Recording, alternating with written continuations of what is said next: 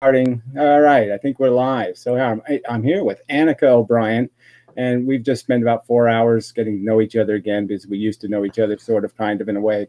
And I find her very interesting as just a human being. She does being human very well. She doesn't do I'm just a chick and I'm and she doesn't do any kind of political agenda, and she doesn't try to convince you that we're part of a gang and our gang needs to win. She's just a kind of a logical person who's attempting to understand big and small subjects accurately, get it right. She likes to get the right answer, I think. I think that's something that pleases her is when she says, yes, I understand. I see the truth. Even when you think I'm wrong. Yes, exactly. Well, you're only wrong temporarily. But anyway, enough of that kind of crap bullshit intro. You'll find that, yes, we interact fairly well. And so even if we disagree, it should be a good disagreement in the sense that maybe we can get to the core, the thing, the real thing that, people are always arguing with each other, but they're always arguing not about the real thing. It's about all the superficial things, which is, aren't you on my team? Don't you like the color blue? Yeah. I mean, you're not saying you don't like blue, are you? Yeah. I get accused. I was telling you earlier before we started, I get accused in the same comment thread of being both a libtard and like a conservative, like in the same video, I'll get accused of both. It's annoying only because I feel like I get misrepresented so much by people that I don't really care to represent me at all. But I do think that your little intro right here, I think it was very flattering. And I personally feel that you were very accurate in your representation of me, that I don't play up the girly stuff. I don't do the cleavage. I'm not wearing any makeup. I don't do the, oh my God, I'm a girl, subscribe to me. But I also don't go over the top with the tomboy shit. And a lot of that might have just been my upbringing. So I try to just be a person. And I love talking to people I disagree with because I feel like it's honed my views significantly. Yeah, I tend to agree. I mean, I don't like having an agreeable conversation, especially when you agree for different reasons, because then you really feel like, well, this was stupid. Because yes, they're right, but they're right for the wrong reason. What the hell is that? And so it's always a little better if you have disagreement, but it's always a little bit difficult to find somebody who can disagree without it making it personal and getting, and it gets messy sometimes because it just ends up name calling, and it's sometimes the stakes are too high too. If you start winning an argument, then people get desperate and then they start going. They just start going after the fact that your hair is crooked, your teeth are too big, some other kind of shit. You got a fat head, whatever. Yeah. It's like, oh, come on. We can do better than that. But sometimes they can't. Is the problem. One of the reasons, so I took a 4-year break from YouTube, came back, hit all my old videos, and they no longer have the bell. They have the bell now. The old people that followed me didn't have a bell, so they don't get notifications when I upload. And a lot of them are probably much older, like they haven't logged in a really long time. So part of my growth was kind of hinged on me not taking YouTube as seriously as I used to. Because I think it used to actually kind of bother. I'd say, oh, I don't really care what people think. But I actually did. Like, I would wake up in the morning and I'd check my YouTube comments, and it really stressed me out. And I think getting off of YouTube for a while and getting to a point where I genuinely did not care, not to say that people's opinions, that I don't care what their opinions are. It's that I don't allow it to stress me out. I also told you earlier that the majority of the cruel comments that I get are all coming from just one small sect of society. And if I'm pissing off that small group, I know I'm doing something right. Yeah, so, I sort of have my own followers that tell me all the time they don't agree with a specific thing, and I appreciate that. So yeah, it's hard to get a perspective, and to keep some, just because YouTube is kind of this, oh, I only have 10,000 subscribers and I've been here 10 years, and divide my subscribers into how many videos I made, and that means I've got 3 subscribers per video or something, and it's like, oh wow, I'm really winning, Yeah. And so you do get discouraged, and especially when you just keep hearing all this negativity, negative, and you have to come up with some sort of rationalization. But I mean, the thing that always saves me is the fact that I like me, and I have a high opinion of my opinion, right? So if I think I'm doing okay, then I must be doing okay because I have pretty good judgment, and they have horrible judgment. So they know, you know what I mean? Yeah. So I just rationalize it through the process of just recognizing the only person that really matters. Whose opinion do I really care about? Oh yeah, that's mine. Yeah, mine first. I think also, like I said before we went live, that the reason why I chose to why I with open arms was willing to come on and talk to you, even though you don't agree with my views, and you've been very straightforward. You've not candy coated anything that in our discussions so far, which I appreciate. Is the fact that like 10 years ago, it was actually 10 or 11 years ago, you and I used to chit chat on Stickam, and you were very nice to me. And I think it's because I was very respectful of you, even though people would give you shit all the time.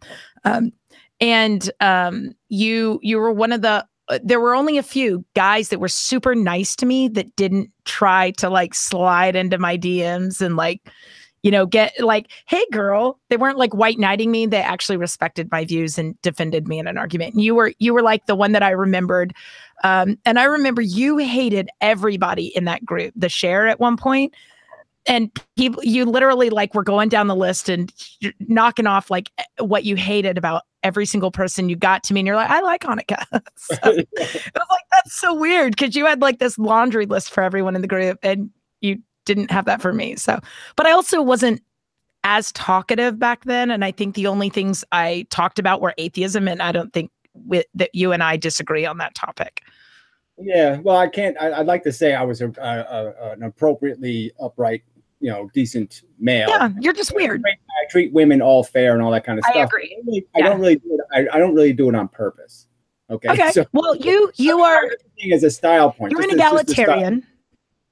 Yes. Yeah. Well, I'm the kind of male too who just doesn't. I don't want to chase somebody, and I don't want to force somebody to like me. So they almost have to be aggressive towards me because I'm really not going to be aggressive because that's tacky. Yeah. And I'm also not really good at inviting failure. So I don't ask too many women, hey, will you sleep with me? Because I know that's the wrong answer. So and you don't have kids because you don't want them to let you down. Well, look, it's just all risk aversion, right? So I'm risk averse. I stay I want the easy universe. Okay, the one made for like Teletubbies or something where all bouncy, it's all fluffy. You can't make any big mistakes. Hey, that's what I want. Not because I want something uncomplicated. I just have a real hatred for, I don't know, projectile vomiting and all kinds of other stuff that just, why is that included in the game? I mean, who invented this? It's why should we have all this, poo? Ooh, you had a whole conversation about transplanting poo. I was like, what are you talking about? That you already failed too catastrophically. You have to transplant your poo. You're failed. Give up. Surrender. How can you keep living? Transplanting your poo? No. It's more complicated than that. And there's fecal matter transplants. Yeah. Well, what I'm just saying is I'm using it just because it's funny, but I understand there's a medical reason. So understand Annika. The gut flora. And she was going to, she was going to medical school and all that, Yeah. And then I decided to let my parents down and go into robotics. Actually, at that time, I was in fact, I don't know if you remember, but I would be writing game engine code the entire time I was on Stickam. I would screen share a lot and show the code that I was writing. That software that I was writing ended up going on to Flourish. So I wasn't just on Stickam. I'd be working too. I had multiple monitors. So. Yeah. But I was very broke back then. I was, broke as shit living in an apartment in LA and had an old broken down car and like struggling. And I think Stickam was a really good outlet for me. Yeah. So now you're some sort of elitist. No, not at all. Not at all. I style whore. Yeah. Exactly. What? Well, you have a $7,000 microphone, right? So you are. It's not $7,000. It's only $5,000 432. It's not 7,000. Okay. No. But anyway, yeah. So anyway, but yeah, everybody, it's good to have transitions. It's good to live on sides and to see, perspective wise. I mean, I'm glad for, there's you can't learn anything if nothing changes, right? Yeah. So, another thing, you mentioned being risk averse earlier. Do you think that so a lot of the only things that have made me, I guess, at any point what I would consider financially successful, meaning digging my way out of poverty, all of those required a great deal of risk. Like moving to Houston, because I was given an opportunity, there was a shitload of risk in that. I could have been doing worse than I already was, and I was already at the bottom. But there are a lot of times in my life where I've had to decide, okay, do I want to potentially completely screw myself, or do I want to potentially, it's like the same. Well, I know, but the lesson you learned is because you beat the risk or beat the odds. Yeah. That game is good. And what I would argue is that what I learned from all my successes is just how I was lucky.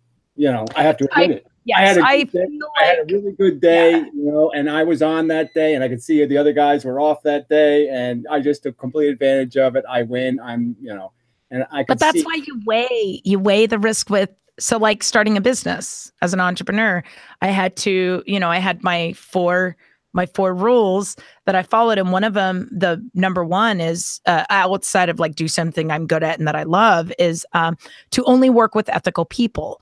Because in the past, there was a opportunity that I had, and I felt a little iffy on one of the people involved. I was like, this person doesn't seem very ethical. Like they would take the easy route, and the easy route for them would have been, breaking some banking laws.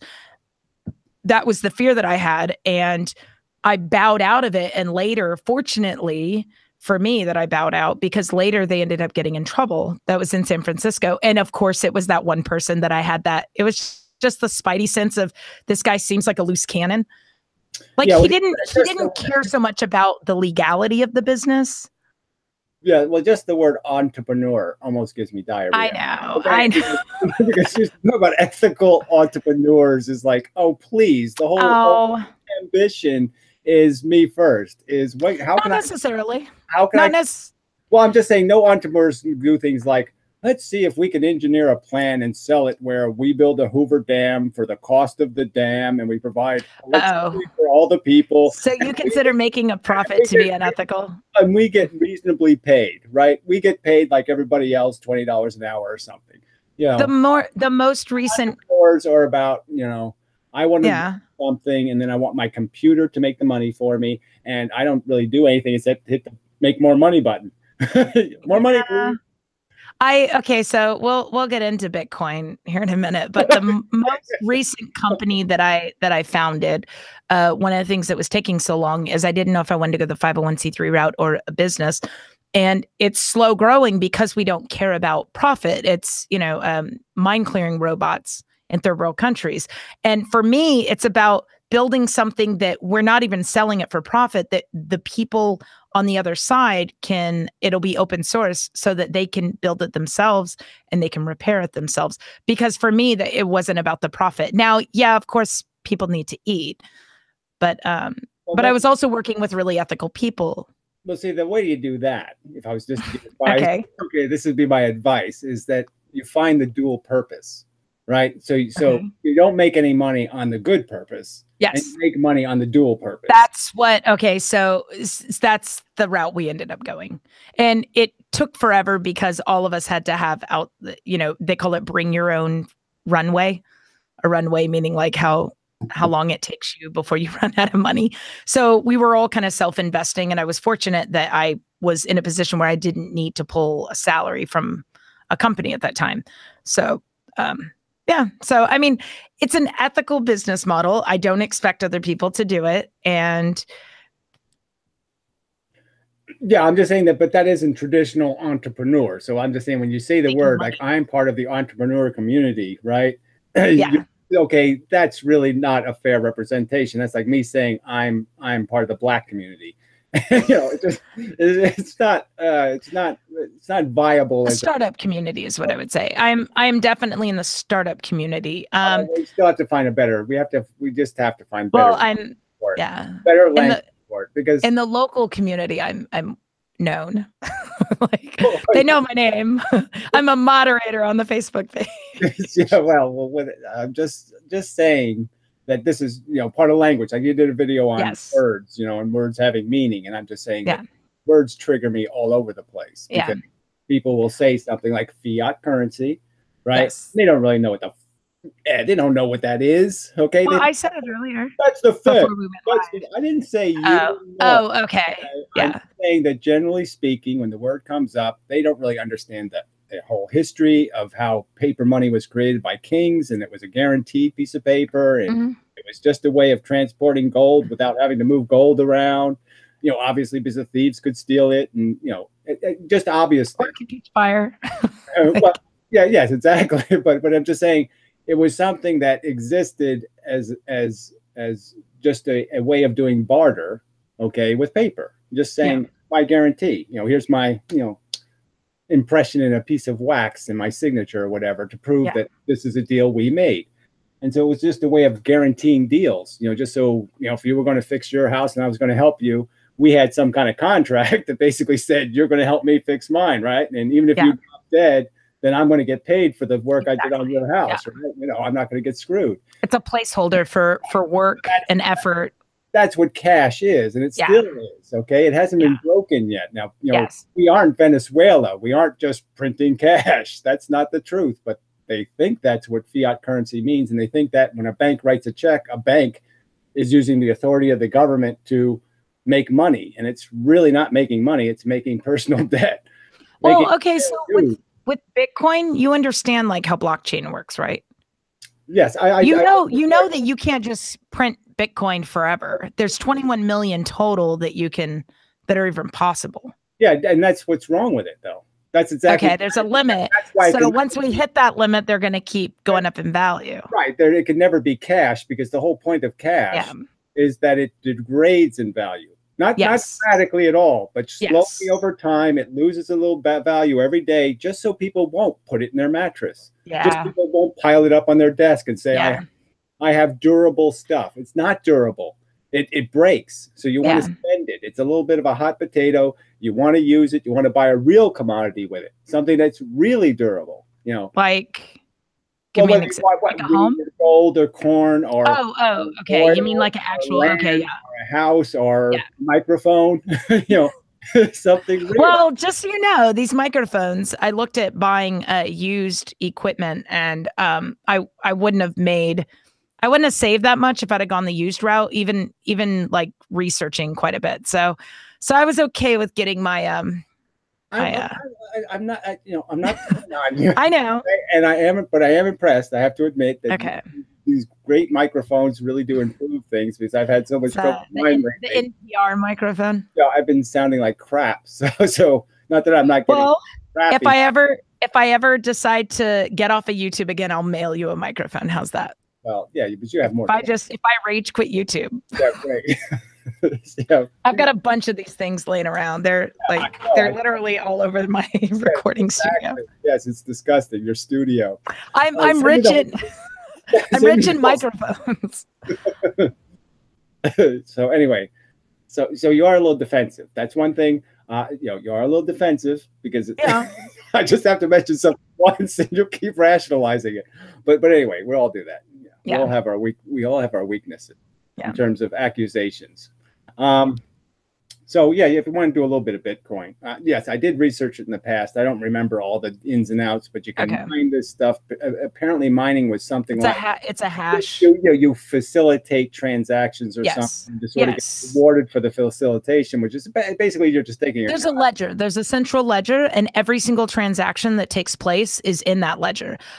So if you want to trace, so I think you had mentioned in your video something about the fact you were under the impression, similar to our conversation about torrenting earlier, that you were under the impression that the main drive for people to support things like Bitcoin is that it can be anonymous and you can use it for illegal activities such as Silk Road, correct?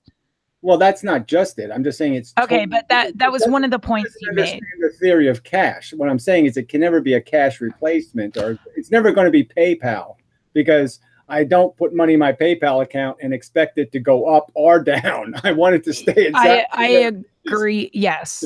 So, just the nature of currency going up and down, your money in PayPal, even though your amount won't go up and down, the value of it will. Like if I have $100 gift card that I get for my birthday, and assuming I live in a state where it doesn't where it doesn't expire, I can put it under my mattress, and in 10 years, it's not worth the same $100 that was purchased with. But the racket there is, right, because people lose them. Inflation? Oh, yeah. Oh, yeah. The racket is you can buy them on a holiday or something at ShopRite and get $10 worth of free food. So you can get $10 of free food for buying a $100 eBay card. But they know that more people are not going to turn them in or forget about them or lose them. But see, that's exactly what I don't like about anything. See, I don't like why they're doing it, right? Because you don't like anything. I'm just thinking they're taking advantage of the guy who loses his card. Yes, okay, I agree. Right? But that's not the definition of, that's not what makes them a entrepreneur. Well, I'm just saying they're all schemes. Like Social Security is a scheme in the sense that, look, of course, you need to have a system to pay for people when they get old, and a lot older than they expected to live. They couldn't even have thought they were going to live for 20 extra years and all that kind of stuff. Yes. But Gary, but you don't take it from people who drop dead at 55. Hold on. But to get back to your what you were saying about like the gift cards and all of that, like anytime there's a bonus, like I explained to you earlier that I got like 0% interest and plus 5% back, like all of this crazy promotions to purchase all of my studio equipment. So I went ahead and took advantage of it. Now they are hoping that I'm the kind of person that when 48 months is up, I forget to pay it all off, and then I'm stuck with 19% interest. Well, but if you're the smart person, either way they win though, okay? Because they really just want you to buy it. Yes, right? But I was going to buy it either way. They get paid because they're making 50% on it. They don't care if they make 47% because and the extra bonus is, yes, there'll be people who screw up the contract and pay them twice as much. But that's where the survival of the fittest with this comes in, because I'm not a fan of survival of the fittest. When it comes to like promotions for gift cards. See, I don't like rebates. I don't like coupons. I don't like any of this crap because it's all playing one person against another person. That's what is. That's what Bitcoin is. Bitcoin is just made out of I win, you lose. I will agree that I sold all of my, and there's different cryptocurrencies. I also have Ethereum, but I sold all of my Bitcoin when it hit a certain amount. And the reason being it had gone up so much. I was afraid it was going to crash, and I sold it at a certain number, and it continued to climb a couple of thousand more. And my friends were like, "Oh, you're a retard. I can't believe you sold your Bitcoin." And then it crashed. And so I was fortunate that even though I could have made more, I could have made, another 10, 12% total, which is a lot. It's still the argument I don't want human beings to have. You're still what's in it for me? Because somebody bought my Bitcoin, so they crashed. Well, I know, but I'm just saying what's in it for me. The whole agenda, and the agenda really isn't what's good for civilization. So it's like lottery tickets or gambling. These aren't things that the government should be involved in at all. So are you a socialist? If you want to make them legal, well, am I a socialist? No, I'm wondering. I'm a fairnessist. Okay, I want fairness. Okay, I want deserve to have everything to do with it, and I don't want undeserved to have anything to do with it. So I don't. But life isn't fair. But right? Even nature isn't fair. We're here to make it fair. That's the whole point of having a brain, is to fix it, not to leave it broken. Nature is a scumbag. Nature doesn't have brain cell one. So why would I look to nature to say, how should we do this? Well, let's do it how octopuses do it. They have 10,000 kids and 9,999 of them die. R versus K selection. Killed horribly, by child molesting, murderous, psychopathic animals murder all the children. And that's nature's idea of, hey, that's a great idea. But that's not nature. That's human scum. No. Nature kills octopuses. We don't kill octopuses. Oh, yeah. I thought you meant child molester murder. Well, I'm just saying they're children. The little octopuses are children, little sea turtles. would you kill 10 lion cubs to have one lion? Would you actually say, yes, this is a great idea. Give me a hammer. I'll smash the little cubs and we'll have one lion that survives, right? A rational person. Well, I wouldn't do that. Nature is trying to get, okay, so earlier you mentioned, so I have epilepsy for anybody in the stream who doesn't know. I do not have any genetic markers for it. I ended up with spinal meningitis. And after getting spinal meningitis, I developed epilepsy. But I did get genetic tested to see if I had any markers for it, and I don't. So you had equated me having children knowing I have epilepsy as me like walking on a tightrope and I'm going to push the kid out on the tightrope. And so I didn't do it actually, okay? I never said your epilepsy was genetic, okay? So it was a genetic risk. I might say that your tendency to get infections might be genetic. Well, I was under extreme circumstances. I shouldn't. Yeah, and that all of that was circumstantial as well.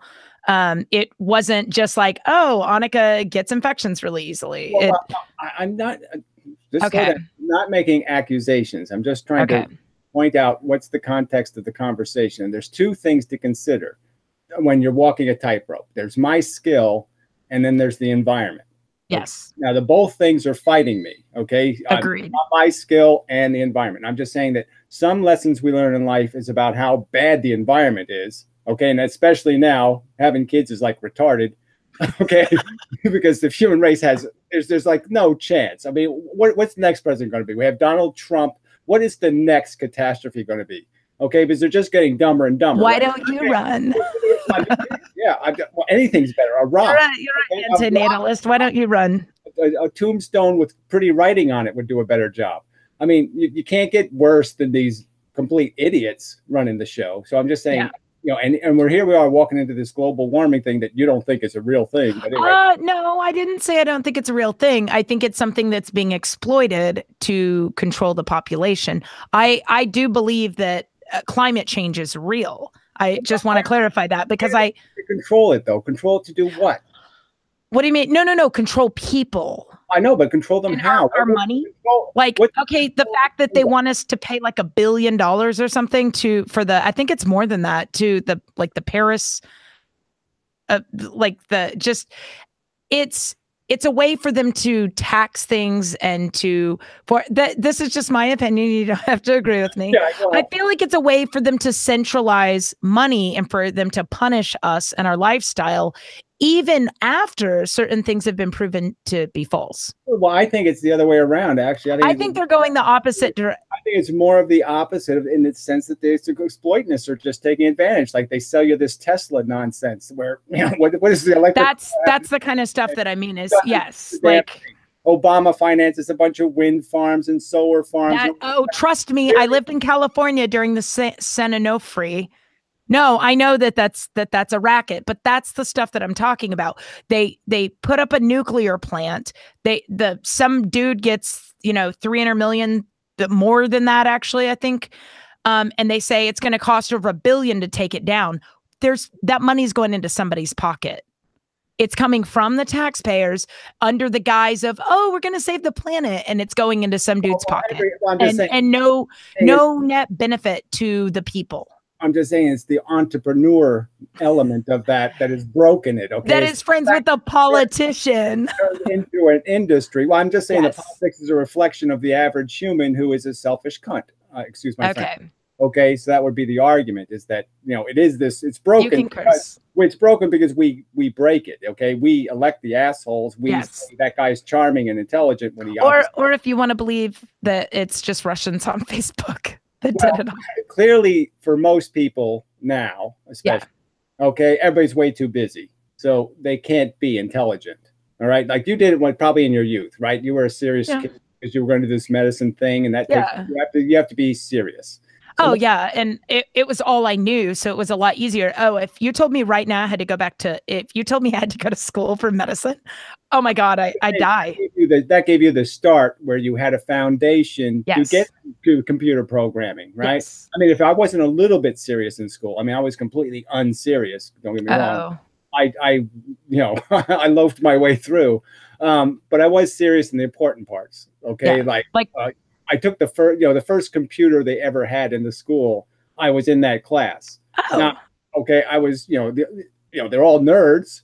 And I'm Yeah. saying this is a weird place for me to be, but I knew this is the future. You know what I mean? Okay. And then I also That's how I feel about Bitcoin. I was a mechanical person, so this was just, this was like, okay, yeah, I got to learn this stuff. So that was all the way back in the 70s and punch cards and all that shit. So I was doing all that. I do agree with some of the points you've made about Bitcoin and with those forms of like currency, I guess, because it's pretty much like we just took a thing and I said, this is currency. Like I just grabbed a thing and said, but it's digital. You can't even like this. I can at least actually do something with it. It's a tool. Well, this is the problem. There's two things. There's commodities. Yes. Okay, and then there's currency. And now they've smashed those two things into the same thing, and they were never the same thing. Yeah. And clearly Bitcoin is neither one. But stock does that. There's no such, I know, but stock is just the same thing. It's made out of hype, right? Oh, okay. Yeah. Okay, yeah. It's not a great company, right? No, Amazon doesn't make any money, okay? And it's saddled with debt. There's lots of reasons to say that's just bullshit, right? I mean, Google's a marketing company. People think, oh, it's a search engine. No, it's a marketing company, the biggest marketing company in the world. It sells ads. It makes its money. I do take advantage of Amazon, though. The only thing I feel bad about is not supporting local stores, but also the like smaller stores. I usually try to shop at smaller retailers if I can. But the other thing is the number of boxes that it takes. Like I try to do it where like every month, especially having new kids, because my children were really, really young. I don't want to have to take a bunch of trips. It's easier just for my phone to fill up my shopping cart with everything I know I need, push a button, and it all arrives within a few days. Well, the issue that I had was that instead of one giant box of all the shit that I've needed for the last few weeks, it would be like 15 little boxes. I'm like, you guys that ruined the whole point. Boxes inside of boxes. That too. The box inside all the packaging. The box. Yes. I mean, it's gone through it's moved from, it doesn't even go in a straight line, right? It gets from California. It goes, well, no, the guy who made it sends it to some guy, and then that guy sends it to some other guy. Exactly. Like, where has this been? But I don't want to get into all the inefficiencies. But stuff like that would save me an entire day of driving around the city trying to find all the different things that I need. Right. Well, I'm not forcing you to not shop at Walmart or not shop at Amazon or any of that crap, because I'm just saying as a practical matter, we have to live in the world that exists, not the world we want. Okay? And I'm glad you see that. I don't mind people being selfish. I just want them to admit it. Okay. Okay. That's my real gripe is, look, we're all. Well, I do admit that I do a lot of things that are selfish. We're all frail. Okay. We all, in a sense, we have lust in our heart or whatever it is. Okay. But there's a difference between having lust in your heart and rape. So, that's all I want people to do is admit that I'm frail and that sometimes I might be gross or stupid or retarded. Okay. And I might be insensitive and I might not be the best person I could have been because I'm a selfish bastard. Well, you're in luck because I admit that regularly. That's all. Nobody wants to admit that. They want to say this is the honorable way to live. This is they're doing the Trump thing. They're saying greed is good. No, greed is not good. It isn't. It doesn't do any of us any good to have greedy people living among us. Yeah. It's the anti-good.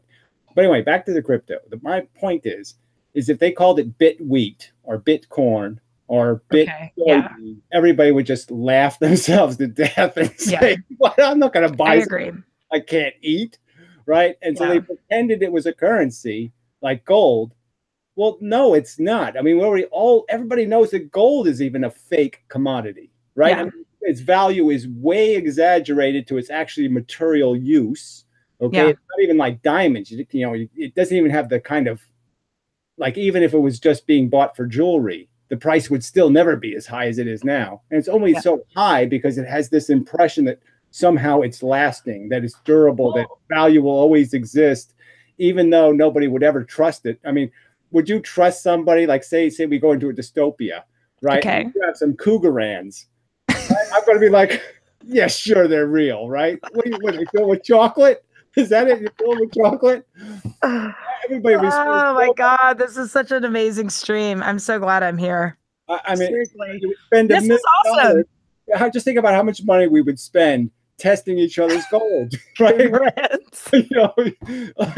Melting it down. Say, oh yeah, well it's only 72% gold. Okay, the rest is dog shit. It would be hope. I'm just saying. So in the future, it really won't have any durable value. It only has durable value in a civilization, right? Yeah. Exactly. Well, okay. So like with Bitcoin, the thing that actually does bother me the most about it makes me feel like it's not gonna.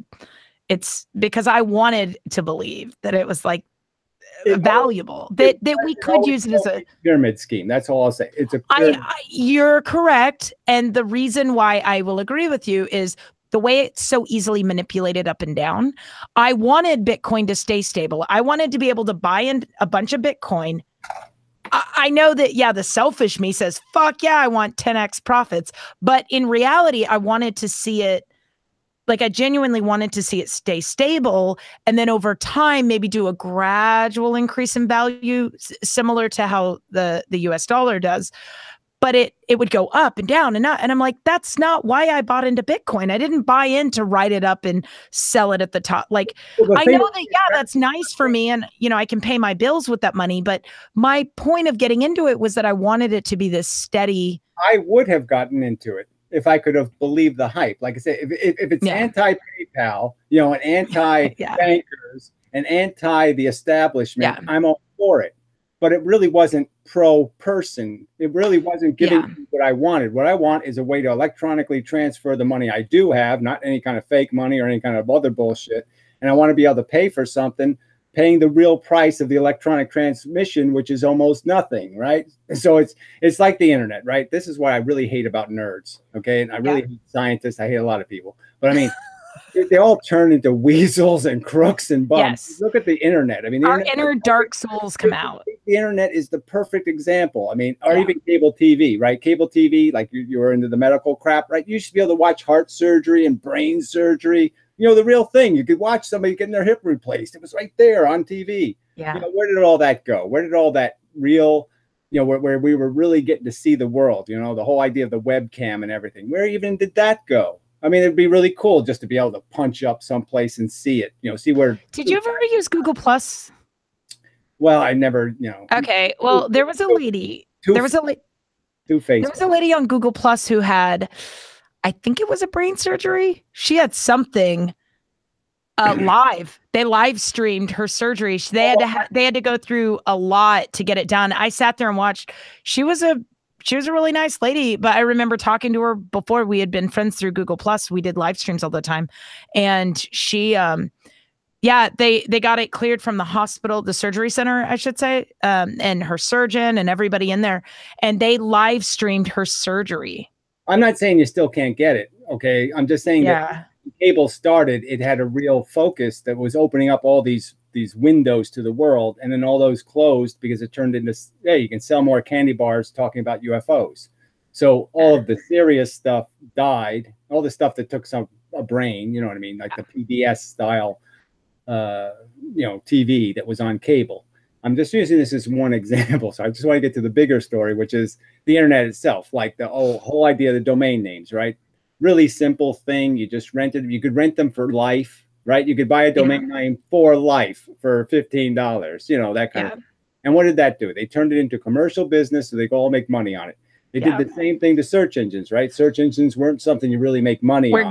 We're getting into what my husband does for a living. Oh, he's not SEO, is he? He can't be. No.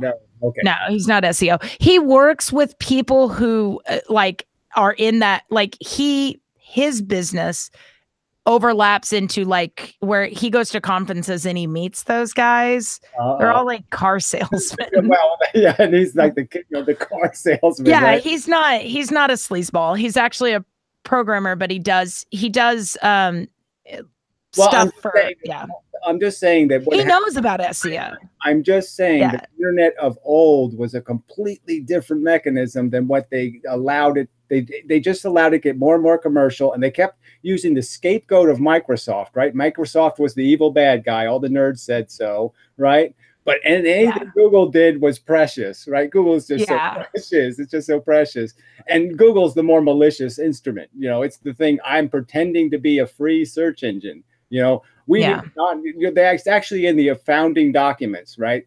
It says right in there, We need a non-commercial alternative. It says exact words. And what did they become? The most commercial company in the world, in the sense of putting ads on every website on the internet, and you can go back to like the Prodigy days. Remember Prodigy, where you had the ads at the bottom of your screen, and that paid for your free access. You had free internet, and it gave you this ad at the bottom of the screen. Well, and everybody said how commercial that is and how obnoxious that is. But compared to what we have now, that was so much better than this, where the commercials are now in the content. The commercials aren't in the browser. They're actually in the content. Yeah. Somebody's mentioning in the chat that I need to check out Steemit. I actually was on Steemit. My issue that I had is that, and a friend of mine was like one of the very first people on it. I don't know if he works, he knows the people or something like that started it. I'll have to like double check with him and find out exactly what he is. Anyway, my point is, I went on Steemit, but I lost my password or something, which I don't know how I would have, because for social media, when I first started, there's like really only one long password I use, and they won't allow me to get my password back. So anyway, so that's why I don't use Steemit. Otherwise I would. And yes, I have really big hands. Somebody commented that. I have absolutely enormous. Oh, you know what that means. No, I can play 10 keys on a piano, a 10-key stretch. Rachmaninoff was 12, and I can lay across 11 keys. I just couldn't reasonably play. But yeah, I have extremely large hands. I'm also 5'11", so. Yeah. But anyway. It's whatever. Okay. Yeah, and like I'm tall, so. Okay. No real communicating with the chat is probably not a great idea. Yeah, I don't know. I thought some of the people, somebody said that you should debate JF. Are you familiar with who he is? JF, that's an acronym for somebody? No, they call him JF because he's French. Jean-Francois Groupé. Oh, I think it's how you pronounce it. But so that's why everyone just says JF. It's easier than Jean-Francois. Yeah, well, I don't, so I have to make some sort of Jean Francis, I guess you could call him. Whatever. Yeah, France is gay. Okay, the whole country. Yeah. But whatever. But yeah, I don't know who is he. Is he somebody? Somebody in the chat said that you should debate him. You might want to look him up. They always say stuff like that. They say, no, I actually haven't been reading the chat. I shouldn't debate them because they're stupid. But anyway, it's not that simple. You don't just say, "Oh yeah, I'll go debate them." Because you have to know what they're about. They have to actually want to interact with you, and that's the tricky part. Yeah, I mean, you tell him to debate me, all right? But yeah, I'm not like calling in Molyneux's show, right? I argue about what's his name? The Stefan. Stefan Molyneux. Yeah. I called into a show once, and it was I had gotten in like an argument in the comment section. He told me to call in, and I did. It was extremely helpful for me. It was at a time when I was thinking about going back to work full time after having two kids. And I felt driven to go back to work full time, and we kind of talked it out. And I mean, I know that I'm not a big fan. He's like a cult leader, in my opinion. And I think I had even mentioned this on that stream with Jeffrey that you saw, but it was helpful for me. And like the conversation that we had was helpful. That doesn't mean I stand behind everything he says. I think a lot of people are like, "Oh my God, you called in Stefan. That means you love him." I'm like, no. Well, I called in, and I've had live conversation with him, 3, 4, 5, 6 years ago, whatever the hell it was. So, and I can talk to anybody, he's able to talk. He's not an ignorant man or something, he's not a you just don't agree with everything he says. Okay, but I mean, everything he says is just premised on these, he builds everything up with fake analogies. I mean, analogies don't have anything to do with the subject. And these completely artificial premises, and this whole idea of the non-aggression principle. I mean, you can just cut it to pieces. What's the first aggression? The first aggression is some bitch saying, "I'm going to fart out a kid." I mean, that's pretty aggressive. Okay, so are you I'll use another. I'll blow your brain with another I'll blow your mind with another yeah, short acronym or acronym. Is it? Trivialization. That's what I call it. Yes. MRA. Okay. Are you an MRA? Not even close. Only in the sense that I will agree with men that women are complicated and sometimes it's just not worth the trouble because it's too much trouble. You know wait. Do you know what an MRA is? Well, yeah, they're aren't they go their own way kind of guys? No, right? That's MGTOW. Men going their own way is MGTOW. MRA is men's rights activist. Same difference to me, right? No, night and day. No, men's rights activists are egalitarians who just say the word men's right. They use the term men's rights activists, meaning that they focus on the issues that men are dealing with. I would consider myself, because I care about humans, I would consider myself by default a men's rights activist. By default, only because I actually give a shit about the trials and tribulations of men. I like know, what you just said. I personally am in him. Compared to what? I mean, compared to the trials and tribulations of women, which is if a woman can hold you hostage because you had 5 seconds in her, and she can hold you hostage for 18 years. No, having a kid, I'm sorry. That's what I just said. That's the point I'm trying to make. It shouldn't be dumped on the woman. Why should she have all the burdens? First, she has no penis. She has a bloody... okay. And on top of that, on top of all that misery, okay, post and partum, whatever's, then she has to carry this thing that's going to... Okay. It's going to... Listen, there's a big... Okay, Gary, there's a big difference between a couple that gets pregnant together willingly, and they agree to start a family, and then the guy bails.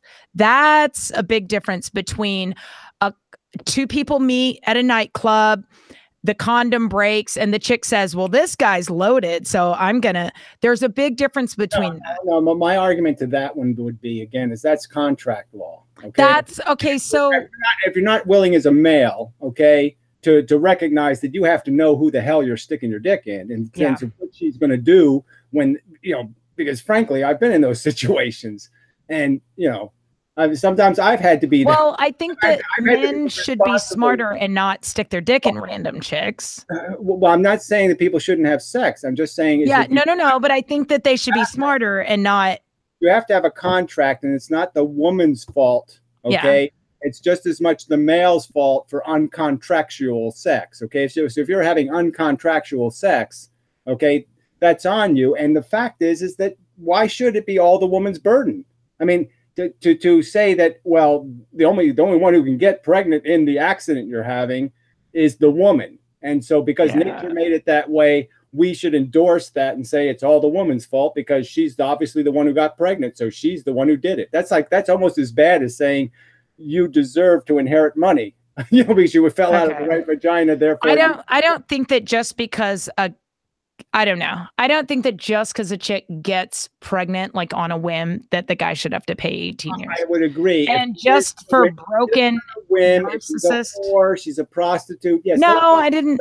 Those are all not the majority of the circumstance. Yeah. Okay, where men are held responsible. So let's just agree that most of the hookers aren't the ones bleeding men dry. Okay, how many hookers are getting a paycheck from the Johns? Okay, very, very, very few. Yeah. So let's not exaggerate the argument. What this is really about is men are compulsively incapable of doing that "I will love you forever" thing, and they're always wanting to bail on a life they just aren't finding satisfactory, and that's the traditional model. So you want to tell me that isn't the real model of divorce in America, or what happens in relationships? Women stay pretty consistent, I'd say, generally speaking, over time. And it's the man who gets the twitch and says, I'm 40 and I need a new bitch, and I really don't want the burdens of this mess anyway, and blah, blah, blah. They don't want kids in the first place, most men, as anything other than little monuments or trophies. We see how much time men spend with kids, and it's like,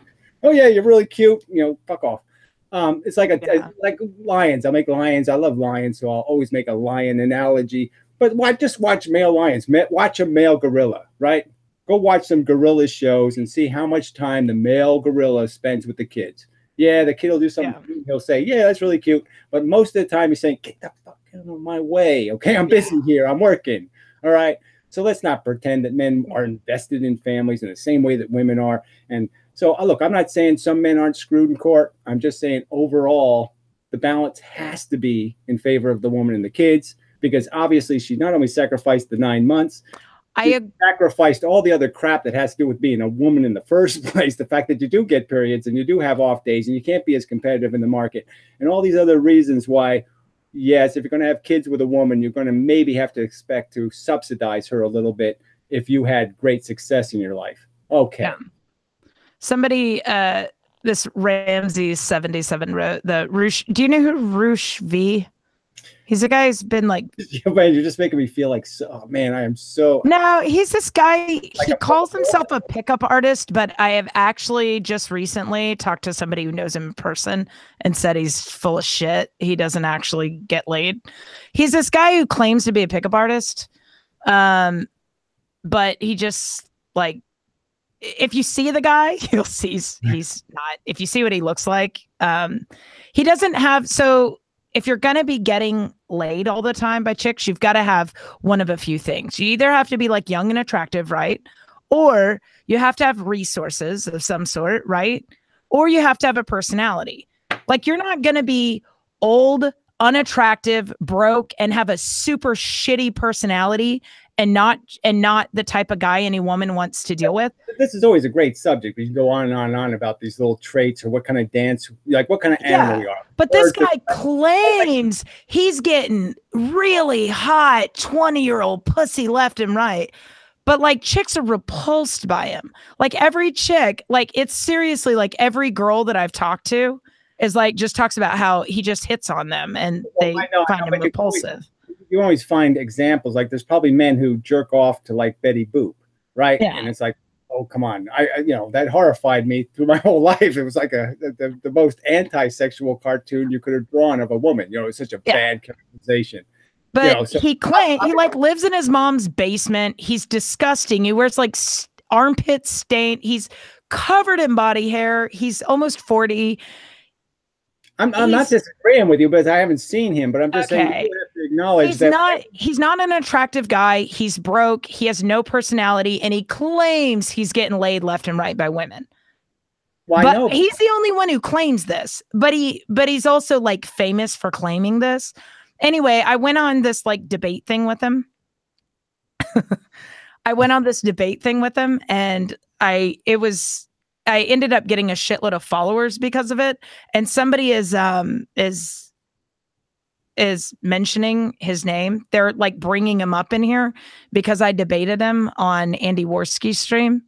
So Rushvi is unattractive. Do you want me to show you his picture?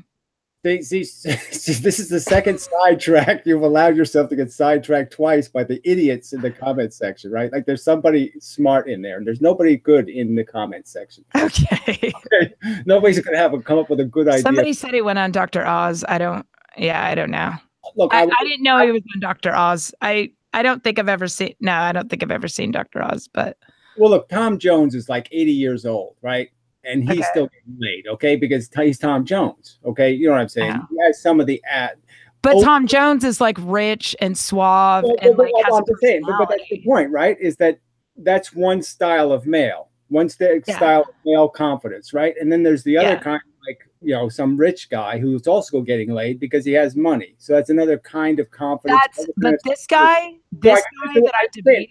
I'm just saying none of that. Well, I know, but if he just goes, everybody wants to fuck me. And all the chicks are like, yeah, nobody wants to fuck you. That's like his shtick. His shtick is all the ladies want to fuck me. And all the ladies are saying, yeah, nobody wants to fuck you. You're arguing that it can't happen. I'm arguing that Ash Jones is saying he destroyed me. There's like 2 people who are saying he destroyed me. And it's literally thousands of people on Twitter were saying that I kicked his ass. That was the highest rated tweet that I've ever had written about me. I retweeted it. The highest rated tweet I've ever had written about me was that I beat that guy's ass. She's very competitive. But anyway, it's just it blows my mind if somebody ever brings that guy's name up as if it's just, I don't know.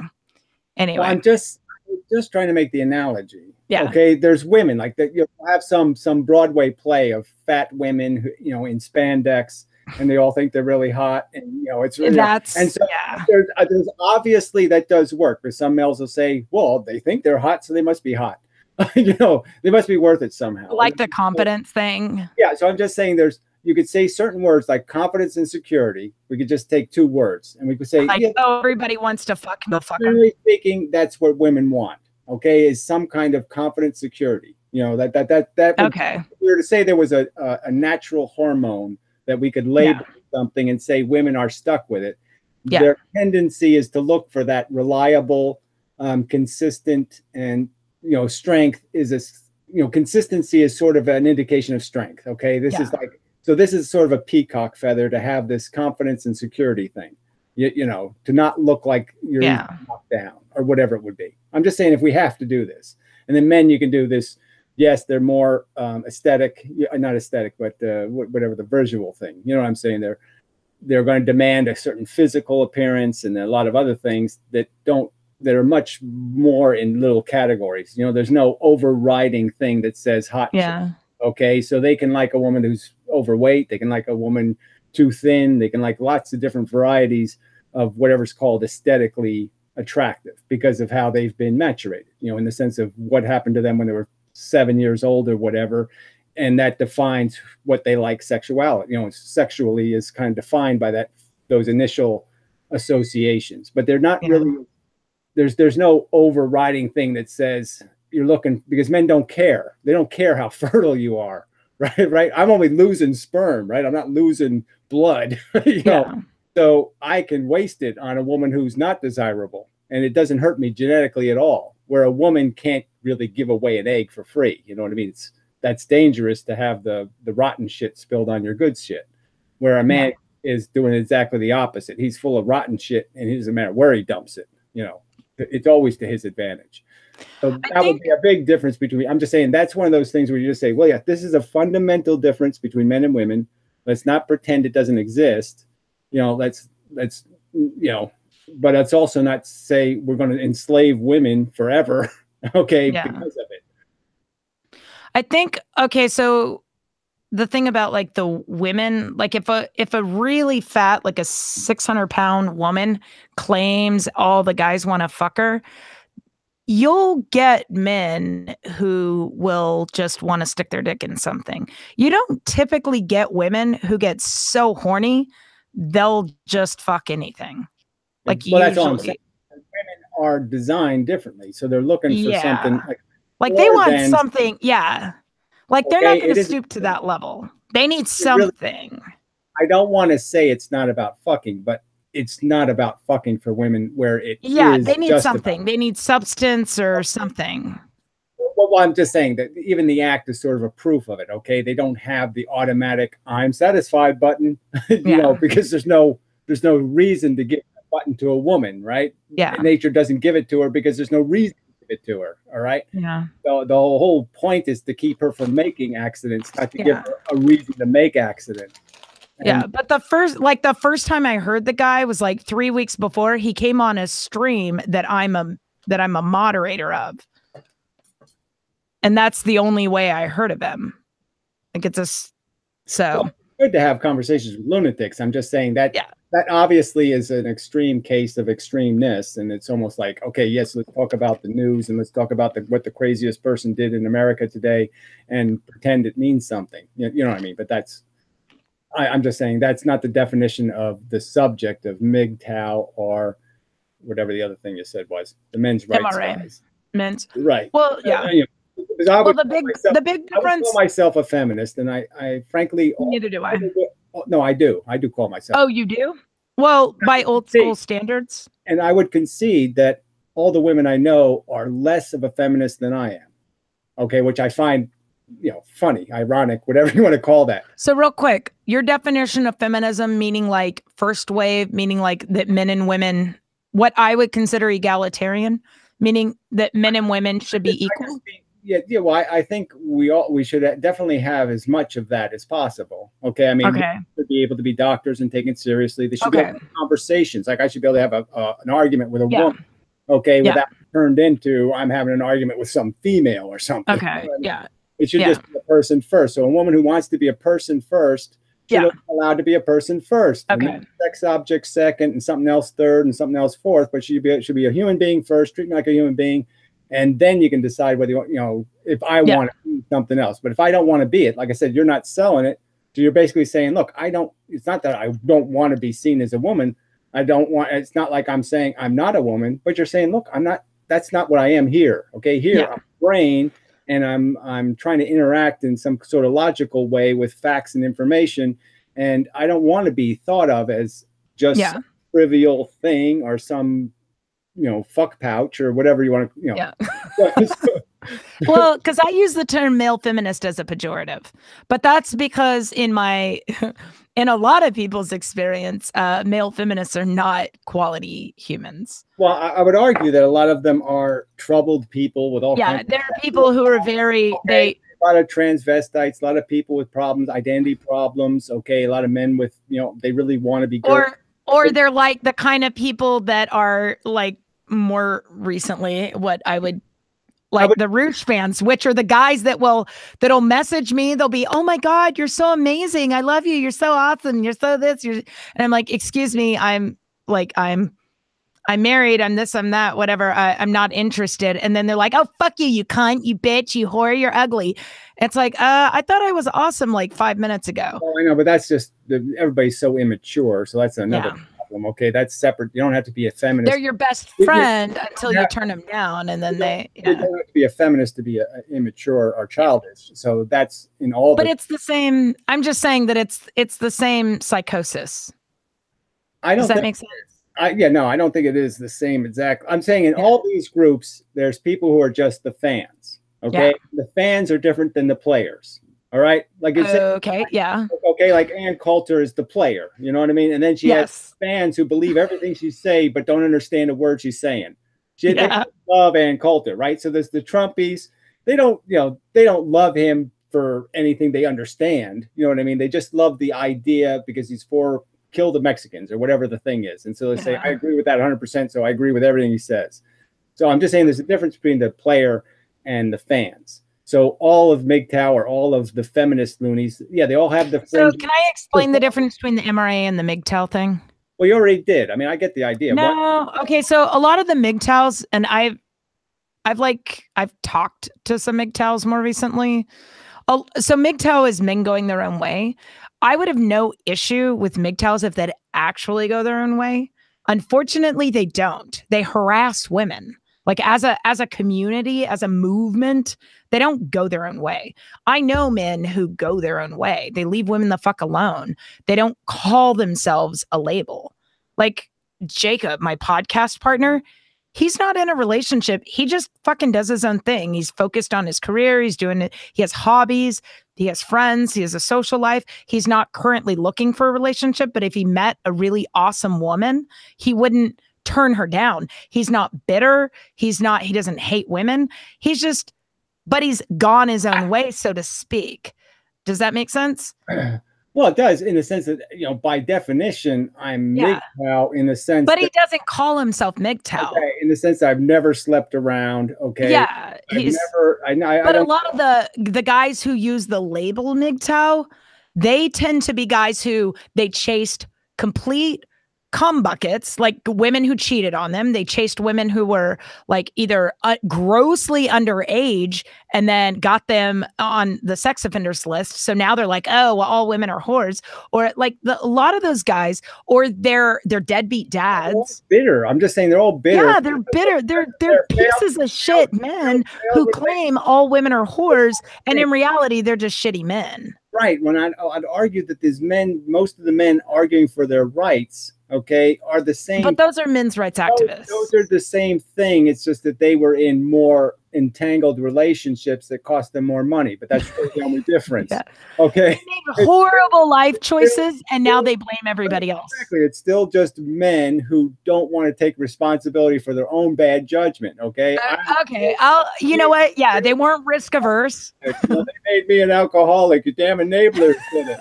Okay. They weren't risk averse. Women are damn enablers, you know, Yeah. born enablers, you know, something bullshit Yeah. like that. And, you know, look, I'm just saying, we know, I knew when I was a kid, you know, this woman thing is going to be easy. Okay. You know, those little girl lived next door called Allison, right? And she really liked, we go over there and we play easy bake oven and, you know, pretend we're doing this husband and wife thing. And I loved her in her little dress. You know, she was a little perfect little girl in her little perfect dress and perfect little hair. And so, yeah, she was great to look at, you know. But I'm not doing this. What? No, I'm not going to pretend. I'm not going to sit there and eat my little freaking fake cookie and my fake tea. And, you know, anyway. So, that's funny. So Jacob's watching the stream, and he just private messaged me and wrote, "MGTOWs are the male version of the bitter, angry cat lady feminists of today," which is true. Yeah, they MGTOWs tend to be like the actual like MGTOWs that we. I'm glad that I didn't say anything mean about it. They're too lazy, okay? They expect it to be easy, and it's not easy. And they make really shitty decisions when it comes to relationships. Right. Their penis does their thinking for them, and then they have this regret syndrome. Yes. And they don't want to take. And they can't call it rape. They want to. Yes, they want to somebody else. She seduced me into it. She gave me a poison apple. She wants. They're scapegoating the fact that they never took the problem seriously. Yes. Women and men are different, and if you want to play with women, you're going to have to, you know, play. You're going to have to play. You can't just say I'm not playing. So I learned that. I can't just say, Allison, fuck the bullshit. Okay, just stand there in the light and let me, you know, sort of jerk off, whatever. You know. I didn't know about that then, but if I did, that's what I would have been saying, right? I would have.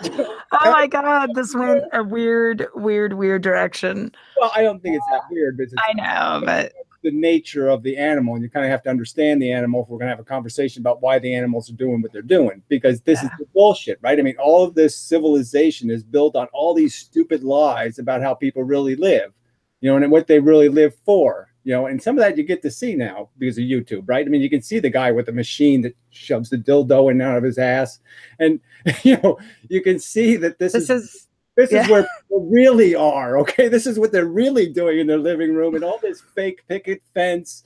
Hi, neighbor, how you doing? You know, have a good evening and afternoon and good night. And, you know, no, none of that shit's real. You know, the real part is some, you know, yes, I am cheating on my wife. I think my kids are fucking ugly.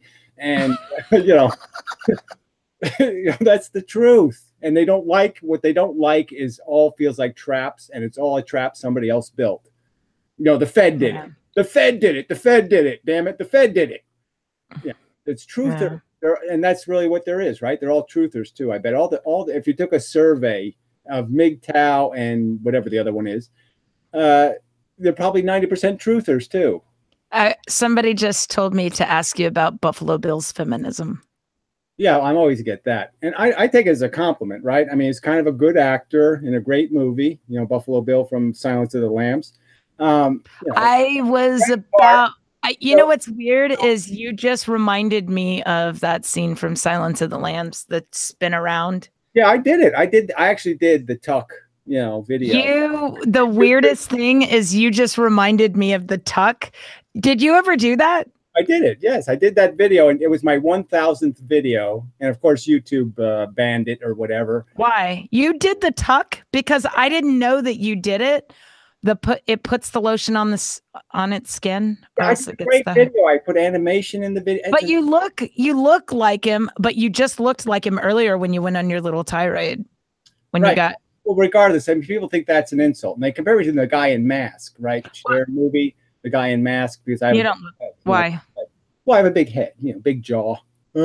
So people, ironically, people think that they're being mean to me by telling me I look like Ann Coulter. Yeah, see, that's because I'm not a conservative. They think that by telling, and I'm like, you know what? It used to piss me off. In fact, on Stickam, people used to tell me that, and it infuriate me. And now I'm like, now that she's older and she actually doesn't look so bad for her age. I'm like, I mean, she's what, 60, and she still looks pretty good. I've always admitted I thought Ann Coulter was hot, partly because of the fact that she was doing this, she was a good fighter, and you had to appreciate that. And she was lean and mean and, all that kind of crap. And I said, yeah, that's really attractive. There's nothing unattractive about that. Okay. Yeah. She's harsh, a little rigid little, but yeah, that's okay. She's bony elbows. Edginess is okay. Sharp. So we both get that, right? They just all the time people are doing this, this. Somebody says my brain thinks like Ann Coulter. I think she and I would actually not get along at all. Yeah, well, she says some things that are so crazy. Like I don't think that Willie Gelfand guy has heard one sentence I've said. I remember somebody asked her who she thought was a hot male, and she said Dick Cheney, and John Jay thinks Roosh is attractive. I don't think that person has actually seen Roosh. All right, quit reading the comments. So, yeah. I need a tool where I can just black them out. Yeah, sorry. Ann Coulter, I think, is attractive. I didn't think she was attractive back in the day.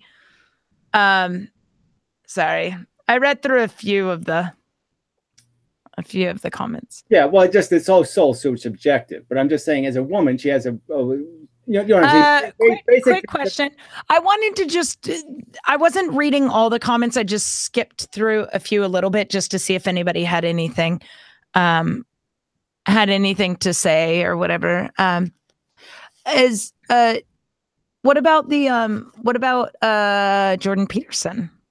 Yeah, well, that was a good subject because that guy you were talking to, Dr. whatever, Sissy Loveman, wrote the books on mating or something. The guy you just talked to a few days ago. Jeffrey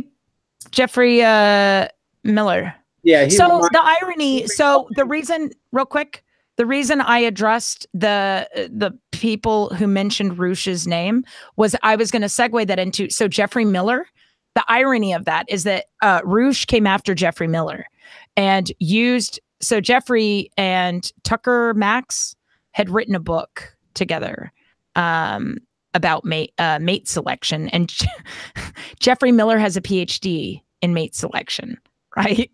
And Roosh did like some video against. We didn't really go into it in our interview, but we had talked about it at length prior to our interview, so I didn't really think we needed to go over it. And I really didn't want to talk about Roosh for a half an hour in the video. And Roosh used a bunch of Jeffrey's arguments against him. Like he was like, so Jeffrey wrote a whole book about mate. It's called Mate, I guess is the name of the book. And Roosh doesn't understand mate selection, but he was arguing with Jeffrey about the topic. And he asked him like, who are you to talk about this? He's like, I have a PhD in this subject. Yeah, well, that totally unimpresses me. Okay, so anytime somebody's going to write on a PhD, Roosh isn't qualified.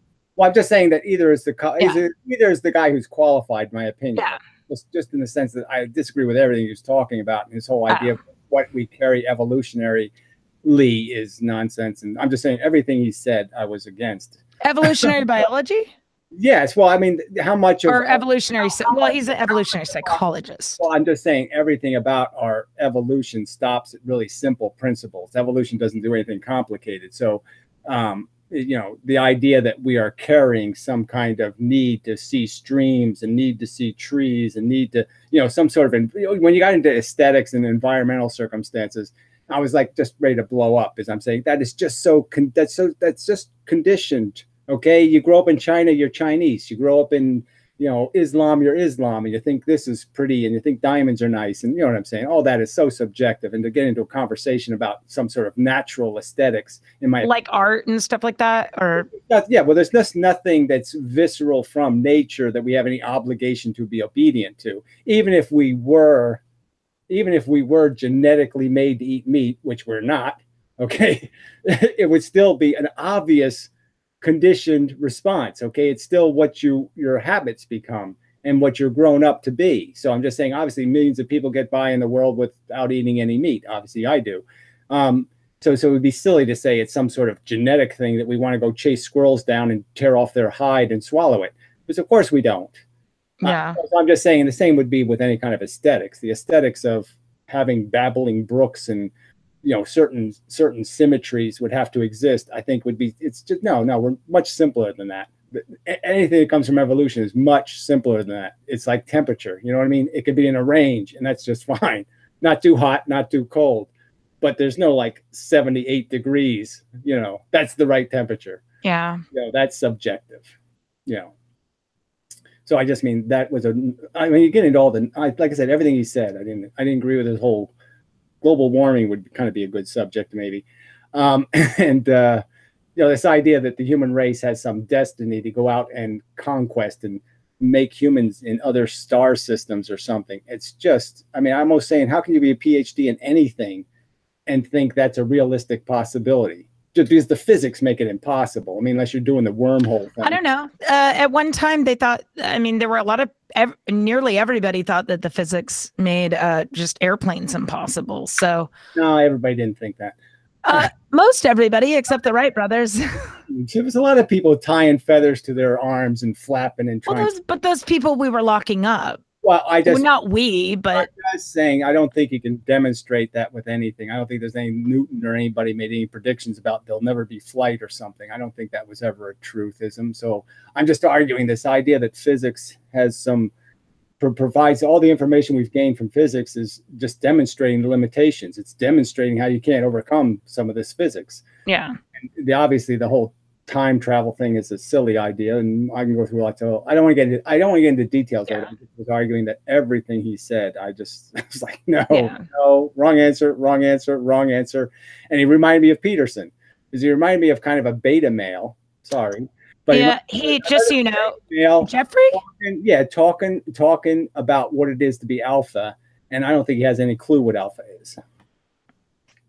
He does from a scientific perspective, if that's what you're referring to. Well, I'm saying that he also is not a big fan of Peterson. I think the only way you can know it is to know it, to be it. Yes. So I guess part of my argument is I'm saying he's sort of a pretender, and his values reflect that in a sense. He talked about global warming might kill 1 billion people, and yes, it'll cause some displacement, but that would be so much worse. I didn't agree. Fly into the universe, and we have seed the other planets with divorce courts. If we don't have divorce courts on Mars, we have totally failed. I didn't agree with his direction he was going with the global warming stuff. Like I agree with his views that global. Well, look, I understand exactly what you're saying, so I'll use this analogy. Okay. Right? You can understand that slavery gave us progress, which was really great. We got to the future much quicker because of slavery. But that doesn't make it, yes. But in no way, if I could go back in time, would I impose the slavery, even though it gave morphine, because it's still unacceptable. 100%. You said exactly. I couldn't have said it better. To build your future out of that kind of torture. Torture's wrong. Okay, if it gets you the right answer now and then, it's still wrong. It's wrong in principle. And if you have to resort to that to have your pretty picket fence, then your picket fence ain't worth it. In fact, in college, that was my one thing that they said, if you could change one thing in the whole wide world, what would it be? And I said, I would have, if you could make one thing not exist in the whole wide world. And a lot of people say they'd wipe out cancer. I said, make slavery non-existent, human slavery, because that would mean human trafficking, everything, because that would encompass a lot, Well, it has so many ramifications. You can talk about so many things. That's exactly why that's the thing that I chose. Go through all of these moments of exploitation that gave us huge progress, but was the price acceptable? Exactly. Can you honestly say that if you were the guy, you were God, that you would impose that suffering, that toll, that misery to have your profit, future profit? I don't want to live on somebody else's grave. I don't want to live on their exploitation. And if I have to, then my life isn't worth it. My life isn't worth it for a lot of other reasons, but I'm just saying it gives me one more argument in my argument against human colonization of even Earth. We shouldn't even colonize Earth. Yeah. Well, I had a few days to think about it, and there were a lot of things that really went into it, and there's a lot of shit that we could reverse if, a lot of suffering that we could end. All these questions get really complicated when you really start going into the details. Like the whole idea of what do we have a better life? We have all this technology, we have all these capacities, but how much liability came with all Ryan Jennings is in here. Flashbacks from Stickam. Yeah. I don't remember him either. I don't remember names though. I'm really bad, So I'll call Jordan Peterson. Peterson. I don't know. Remember. Well, but anyway. So do you want to do a little bit on the environment? Because you basically conceded that, oh yes, I believe some of it's man-made. But no. I believe well, I do know the sun is heating up, and I believe that we can't really make the sun not heat up. I do think it's interesting that we could colonize Mars. How do you feel about colonizing another planet with humans? Well, I think it's retarded. Terraforming. First, just even figuring out what humans you send, because what are they going to end up doing? Cheating on each other, fucking up, divorce court, guns, bullets. We're not really capable of, we have to really create a zoo that has good cages in it, and we're only supposed to, we need to be guided to have any kind of life, because if you leave us onto our own devices, we're horrible animals. We're selfish cunts, and we'll disprove it. So give us the chance to do that, and we'll be horrible, right? I mean, if we had a group of 10 people, right? The alpha is just going to start taking over. It's going to be intimidating all the other assholes and say, just don't fuck with me, okay, fucker? Because I can throw you out. Okay? You want me to throw you out of here? I'll throw you out of here. And so living in a little closed space for 10 years, they'll get so on each other's nerves. They'll be so sick of smelling each other. They will kill each other off in no time. It's not practical. It's silly. It's a huge waste. Yeah, but we can still try it. Well, why? It's like trying to inhabit the comet.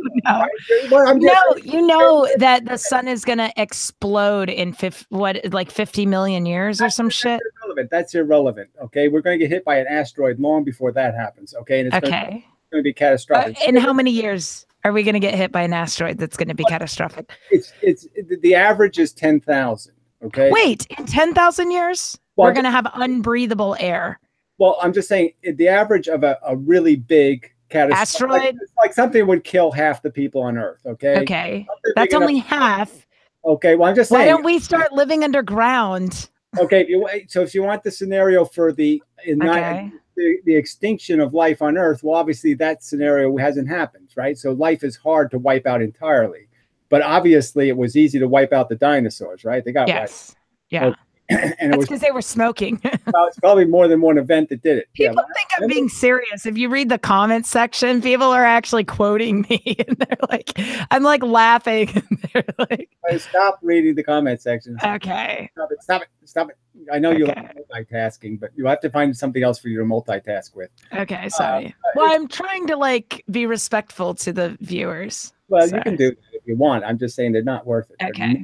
I've never found one viewer worth the trouble. They'll always disappoint. But anyway, no offense to my fans, of course. Okay. I'll go live on Mars as long as Matt Damon isn't there.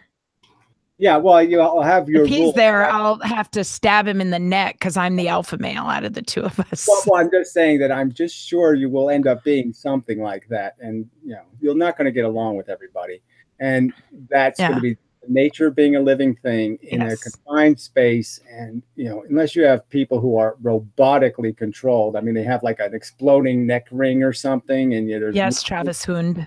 Well, I'm just saying it's not going to work, even it's not going to work on this planet for the very same reason, because everybody loves this idea of freedom, and everybody loves all. And guess what? It's not going to work with nanotechnology and shit. Freedom's going to get you all killed. So this idea that we can live in some mega free environment and somehow it's going to be harmless, forget it. It ain't going to be harmless. Okay. If we live to be 300 years, in 300 years, you've got to know that any jackass will be able to make a nuclear bomb in his basement, right? Any asshole will be able to do it. So, you're doomed. Okay. Because somebody like me will blow you all up. So why don't you create a religion? I don't like religion. I want people to understand. Create a religion. So, either we have freedom from religion, or you have to create a religion. No, freedom's a fake word anyway, okay? Freedom is a non-existent thing. All there are a lack of confinement. And if you're going to argue that our selfishness doesn't need confinement, you're an idiot. If you're going to argue that our our erratic behavior doesn't need confinement. Of course it does. If you're going to argue that our ownership of guns and bullets and technology and missiles and stuff doesn't need confinement, then you're an idiot. I'm just sorry, you're an idiot. So obviously this idea of that freedom is some glorious thing. No, freedom is the white space word. Okay, it's the wrong word. Confinement is the meaningful word. Freedom is the non-meaningful word.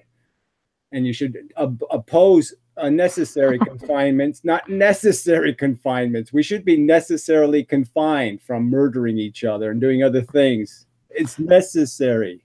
What a quick question. What books have been important in forming your worldview? I hate books. Books are all full of other people's nonsense. Nobody on earth has a brain. I'm sorry. Einstein was wrong. Everybody who mentioned, I'll point out how they were wrong. Okay, they're all been wrong.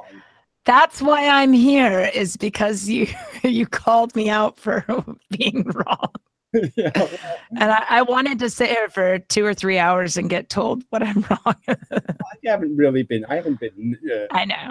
I know you haven't been perfectly fair here so far, I think. Oh, look, I just want to get to the environmental thing. So I'll give you my quick spiel. And just you actually need your own TV show. What? You need your own TV show.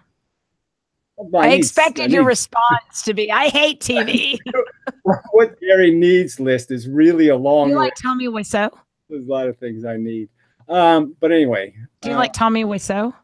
I'm trying to get to a subject. I don't know who that is. What is that? From The Room? The movie The Room? The Room? Oh my God. You've never seen The Room? Okay, never mind. You hate movies too. No, well, I'm disappointed by them. Let me put it that way. And plot flaws and all that kind of stuff. So okay. I would remake them all better, of course. So, but yeah, I don't have cable. I don't do. Okay. It's an old movie. The Room. Okay, I'll write it down. Yeah, The Room. It's a great movie. You'll love it. You'll love it. It's a great movie. I don't think I will. I don't think I will, but we'll find out. No, it's crazy. Yeah, I mean, crazy isn't always good. I'm just saying. Okay.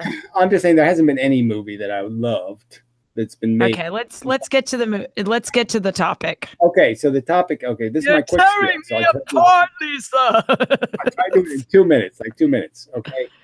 The whole environment thing is really simple to look at, right? This whole idea of carbon sinks and what's happened to the environment since human beings have been fucking with it, right? So you're talking about life on Earth, the whole history of life on Earth. What's happened, right? The green shit started growing in swamps. The swamps get thicker and thicker, layer of crap on the bottom. Then there's a glacier and it pushes over it. And there's something else, earthquake happens, asteroid hits, everything gets covered over, right? So it's little bit by little bit. Life keeps creating carbon and it keeps getting killed. Okay, with its carbon intact, and the carbon's getting sunk. Literally, it's actually sinking into the ground, right? So the carbon is the coal and the oil, millions, okay? Hundreds of millions of years of solar energy, okay? Trapping that, making these carbon molecules that nature's been putting in the ground. So it had its own evolution that was one way, right? The evolution of life is sooner or later. See, first it was ammonia atmosphere, right? And then the oxygen. So the organisms learned to eat shit, right? They actually learned the shit of the other organisms. I have a reef tank, so I understand the nitrogen cycle. Right, exactly. I want to see the tank. I got to see. Oh, I'll show you when I have to flip on the light. Everything's asleep. 2 hours of fish tank talk was beautiful. Fish was the only thing I could watch fish, and I could say, okay, life isn't so bad. And you have to promise after you see The Room that you're going to do a really good review of it on YouTube. Well, I'll just be distracted by how many Chinese people could you feed with all that? Yeah. If you found out how much they spent to make the guy who made the movie, the main actor funded it. He spent so much effing money to make it. Well, I'm okay. It'll infuriate you. I don't know how much he spent, but it was a lot. No. I really don't mind when people spend a lot of money. Oh, it was retarded. Messages are really important. Conveying messages. It was shit. It was a horrible. There's no message. He literally so instead of rent, how people rent stuff for movies, he just bought everything. Instead of renting stuff for the set, he bought it all and And it was a horrible movie. It's shit. I was just assuming, based on the fact of your recommendation, that it wasn't a horrible movie. No, it's the worst movie. It's a total waste of your life. But that's what makes it so good. No, it's like the worst movie in the world. No, in fact, they made a movie about the making of the movie because it's so bad. No, you got me all wrong. Sorry. You'll hate me after you see it. Okay, no, I won't see it now because I hate failed. Please watch it. No, maybe. Because you doing a review of the movie is going to make the lives of everyone on YouTube that sees your video. Well, that's true. But all my movie reviews. People, do you have like a Patreon or something? No, because it's another stupidism. It's like having I hate Patreon. Just needlessly stick your finger in your asshole on. I don't have Patreon either. It's a waste. It's a stupid waste. It's like PayPal twice. Yes, pay PayPal twice as much money for no good reason. Because PayPal will let you pay somebody once a month just the same way. So there's absolutely no advantage to Patreon except, well, I get to have my name on my donation if I want, and Gary said hi to me. What the fuck is this for? What's funny is people are saying that I'm the first thing that you like. They're seeing a different side of you.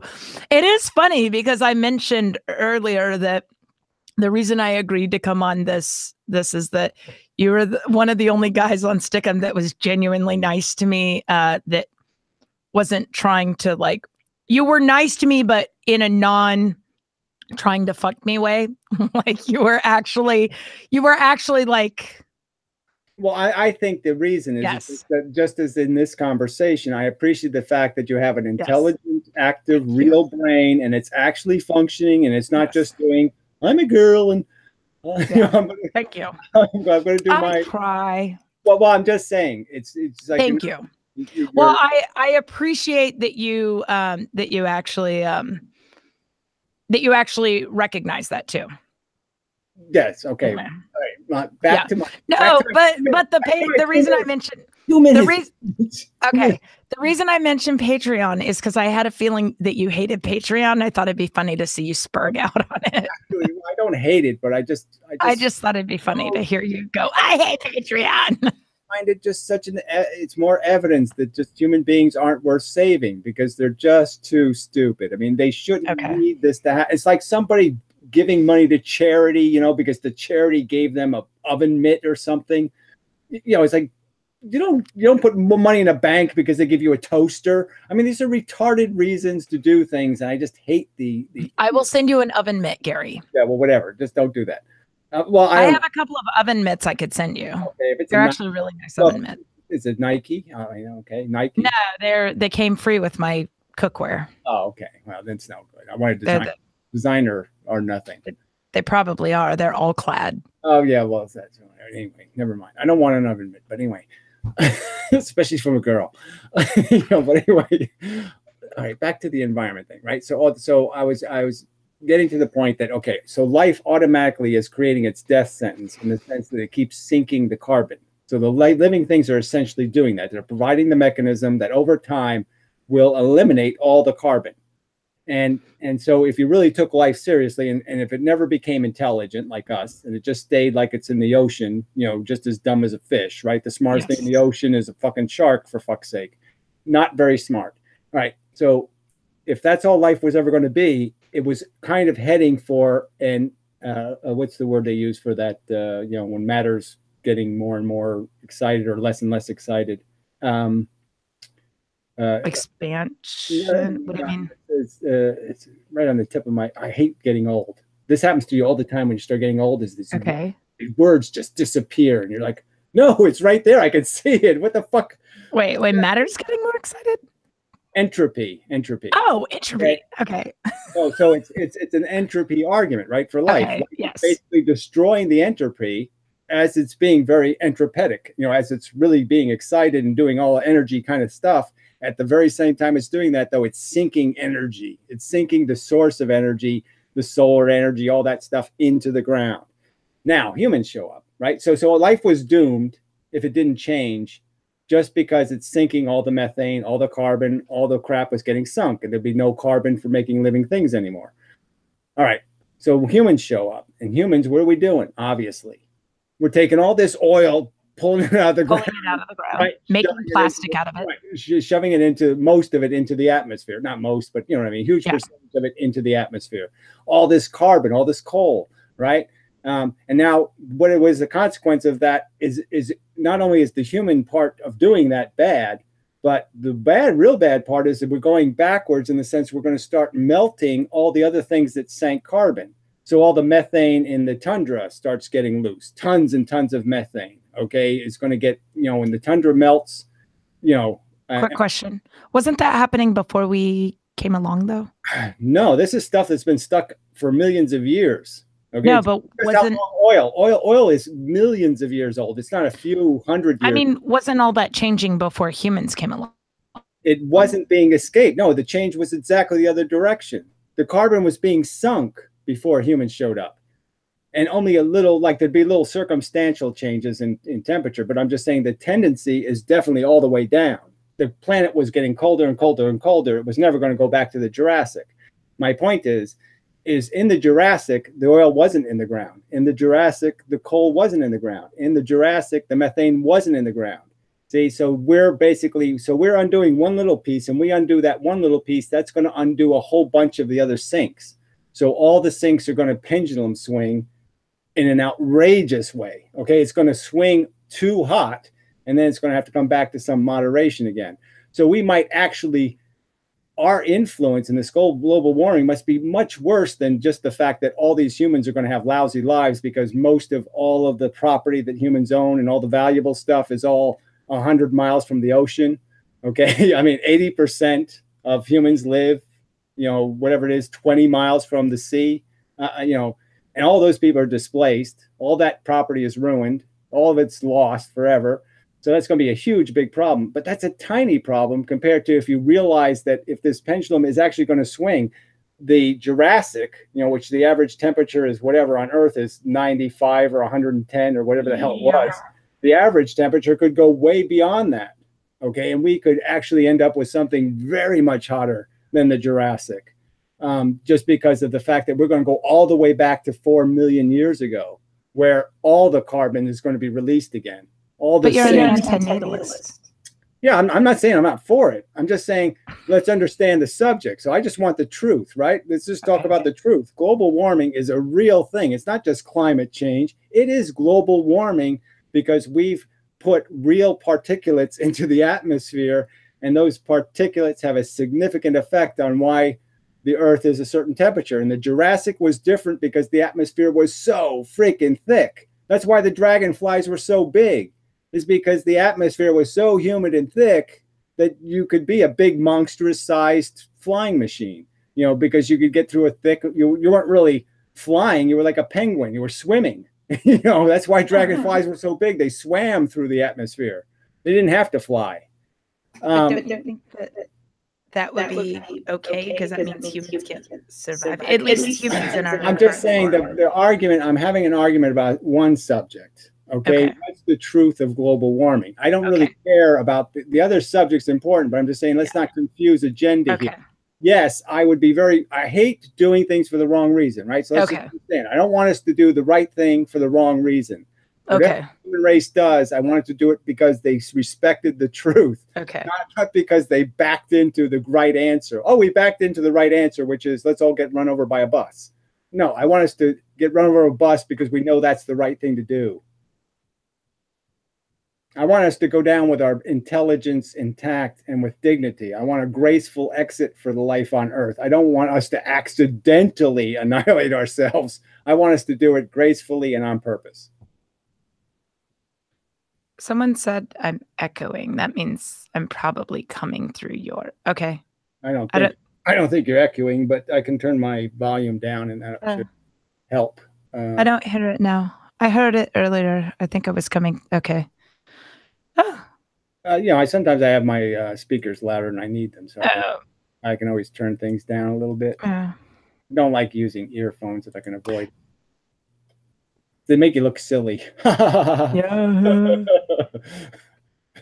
It just always reminds you like the Return of the Jedi or something. What's, you know. the chick with the what was her name? Come on, the Leia. Luke's the Leia hair thing, you know. Side buns, whatever. All right, so that's my theory. Okay. Yeah, I mean, I don't disagree with what you just said. I thought you were going to go a different direction with it. I thought you were going to say, you know, I think it helps that you're an antinatalist, because you're not telling me, okay, now we need to, so just so you know. No, let's just assume the human race wants to survive. Okay, I'm talking about don't be a hypocrite. Don't say you're invested in the future, or invested in your kids' welfare, and then say, I don't care if it blows up either. No, I'm not saying I don't care if it blows up. I think that everybody needs to get on board. I don't think that us recycling is the answer. I think us using fewer things, and I think us buying items, buying things of value that are going to last longer, and buying fewer things and using. I mean, I think everybody needs to get on board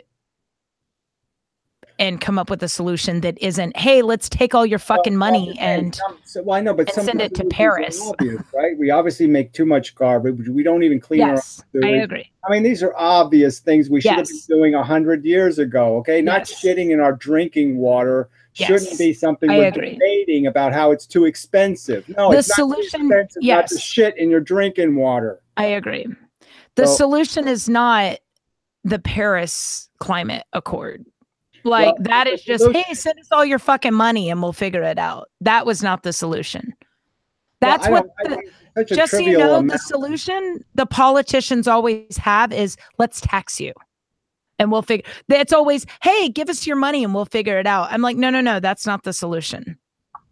Well, this idea that the solution is going to be free is also idiotic. So I'm not saying that where they're spending the money is exactly right, or that they have the right balance. But the idea that you're going to have to pay for it, I think somebody's got to figure out. Somebody just mentioned that's a huge issue. You can't just keep borrowing money, and you can't keep just saying, well, because the government's wrong, everything, they'll just not do anything at all. Well, look. Frankly, your only choice is government. So it's not going to happen because people are going to voluntarily do it. So let's be serious that, okay, you want the government to come up with a better answer, but don't do this anarchy thing saying, well, if I was in control, I would do it differently. Therefore, we shouldn't pay any taxes because I don't agree with how the taxes are being spent. I mean, that's just, once you go down that road, that's a dead end. Because yes, everybody can complain about how the money is spent, for fuck's sake. Have the argument though. Don't pretend that it's like kids, you know what I mean? See, I'm not for the whole teachers union, the whole institutional education. I would definitely pay students to learn. I wouldn't bother paying teachers. I'd pay kids. I'd change the whole thing radically in terms of the incentives. Oh, that's interesting. And how much we pay for it, you know? I've actually not heard that. I would never make the argument that you don't need to spend resources on kids. You know what I'm saying? I would never make an argument that you can have a smart kid for free, because you can't. Okay, it's going to take run that by me real quick. You just said pay children to learn as opposed to paying teachers. Yeah, this is an argument I've been making for 20 years, and nobody really gets it. I've not heard that, but that sounds interesting. It's so simple to me. Give me just a second. Let me go light up my tank real quick, because I can show it to you here in a minute. But it's going to take a few minutes to get everything to wake up. So give me just a second and I'll light it up. Yeah, okay. Don't want you really harassing the little fish, but go ahead. Poke them. So anyway, let's see. Let's talk about Anna, why she's not here. Annika. I like that though. It's a little edgy. So anyway, it's snowing here, but I still have power, so that's good. What else is news? Yeah, I knew this would be a good person to talk to, though. You can see lots of subjects, really fast, keeps moving. See, she says she's going to be away for 3 minutes, and she's already back. You see? Oh, no. I meant I just wanted to flip on the light that way because it takes a. Yes, it has to warm up. Yes, the light has to go flicker, flicker, and. No, the light takes a second to turn on, but all the animals, the sea anemones and everything, have to wake up for a few minutes. So that way, yeah. So yes. So I wanted to, yeah. See, so yeah, so I mean, again, you have all this great toys. I could only afford it. And as a kid, I had like 20 fish. It's a teeny little reef tank. All the cheapest fish I could get, and so I just raised a bunch. They're tiny little fish. They're not big. Yeah, well, that's you don't need fish or. So real quick, over on your side of the country, it's like storming and snowstorms and all that, right? Yeah, we were supposed to have another really huge one, but it's not quite. God, that's crazy. But yeah, we didn't have power for a week. Yeah. So such a drag. It's I mean, it's okay. You live without electricity, you can learn how to But it's like this last time it did something to me where I just still haven't recovered. Still not. I look at I say, no, you're not who you usually are. I'm saying, yeah, I have the same brain, but there's something wrong with it. Like I haven't fully recovered. But that just might be. Yeah, I'm doing this. I'm getting old, and I had to fly to DC for a couple of days, and it started to snow a little bit while we were there, but it wasn't that bad. But I was talking to a friend of mine who lives in New York, and he said that it was getting really bad out there, that they were getting like blizzards. Yeah, well, blizzards are okay. So it's like that. We had these 2 storms previous, and it was really unusual circumstances where it was really too warm. You know what I mean? So snow stuck in the trees. So it's like the trees were so heavy with snow, and there was no wind until after the storm. So it's like you had hundreds of pounds of snow in all the trees, and then it started blowing, and everything just started breaking. It's just trees breaking everywhere. So it's really how you have the storm. And the real problem is I live in this rented cottage thing, and it has a roof that sucks. Okay, it's really bad. And it just starts to, when there's too much weight on the roof, there's a real, it's not, I don't know what kind of risk it is, but I mean, you can see the walls are moving, things are happening. That just means, if this doesn't get fixed, it just can't take 20 inches of snow. So that's the real thing I'm worried about. And there's trees all around me, of course, too, which just, but I was really lucky. The last storm, the trees just kept falling in all the right places where they missed everything really valuable. It wiped out one of my greenhouses, but all the really good stuff didn't get killed. So, but anyway. Do you at least have renter's insurance, though? Because renter's insurance will take care of a greenhouse. Insurance? No. Hey, Gary, you can get renter's insurance for $10 or $15 a month. A friend of mine had it for $10 or $15 a month out here in Houston, and it paid for her greenhouse. Yeah, well, I'm just saying, there's no way they would insure this place. So they take one look at it and say, "What, are you fucking crazy?" Okay. I'm just saying. Obviously, what kind of conditioner do you use? Right, insurance is another subject where I'm saying it's completely defeatist. Okay, right? I mean, the whole psychology of it is wrong. And I'm just saying, even when I was broke, I had renter's insurance, and I benefited from it once. I understand, but for everybody who benefited for once, there's somebody who lost from it completely. Oh God, we're going down this again. Saying it's like the lottery. You're dicking over some people because the one time you benefited. Let's have 1 million poorer people. Oh, that's such a great idea. Okay. 1 million people poor so we can make one person rich. Okay. John J said, "I live in Houston. Come visit me." Yes. Okay. So anyway, I'm reading the comments again. Okay, go ahead. Okay. Anyway, no, I caught one. Okay. Okay, I'll ignore them now. It's all right. Okay, so what do you want to talk about? Let's see. Well, I had my list. Okay. What else? Trans pants are on there somewhere, but jewelry. Even you said something about like in our conversation with the doctor. Oh, metal. I've been working on my metal smithing stuff. Yes. Well, you didn't go into that yet. As far as I didn't hear any part about you doing your own jewelry, but. Well, metal smithing. I'm doing electronic wearables for a franchise that's coming out. A franchise. Yeah, franchise. Yes, a It's franchise, the Annika franchise. no, it's a TV, it's a movie Oh, franchise that's oh, coming out. I can't talk about the franchise, but okay. So you got a deal. Okay. yeah, well, I mean, that's what I do for a living. Mm, well, it's one of the things you do for a living. Yeah, I do consulting for movies and television shows, and I got a gig.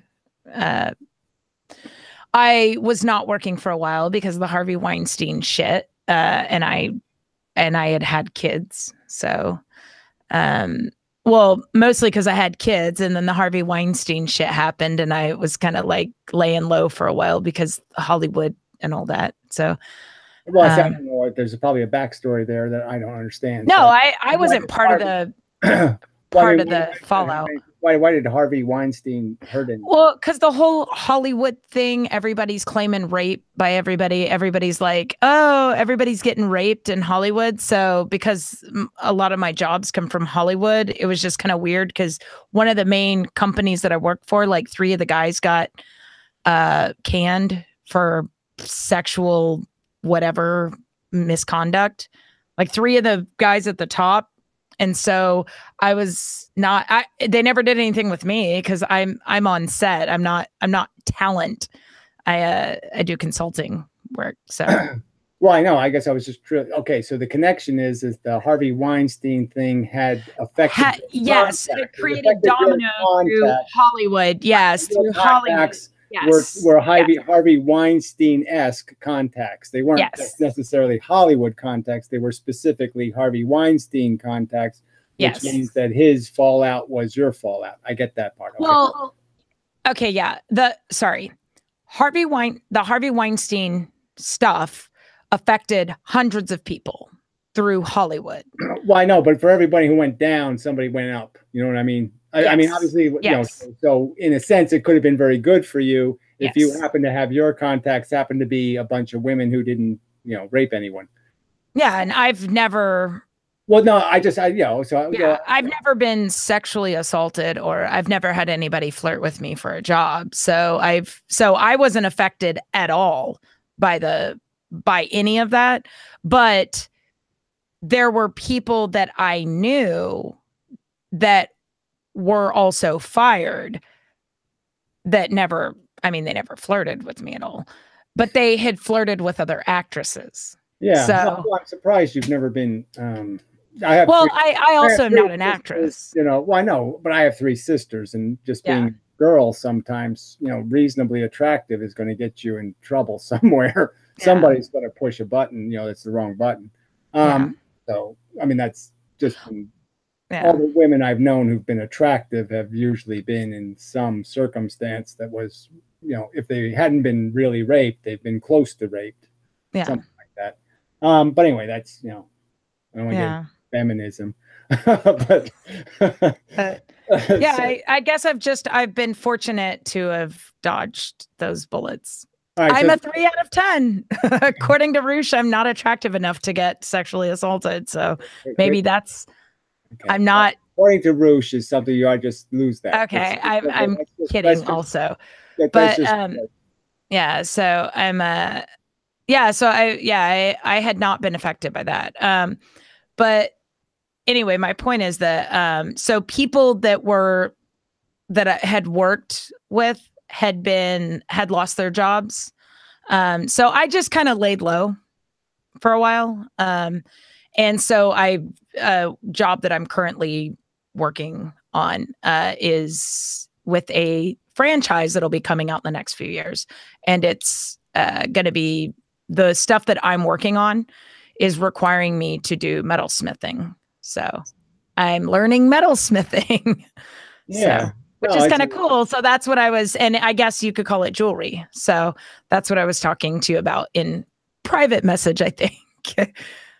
Yes. So you'll have which is fine. I can talk about the fact that I've Instagrammed a few photos of things that I'm working on.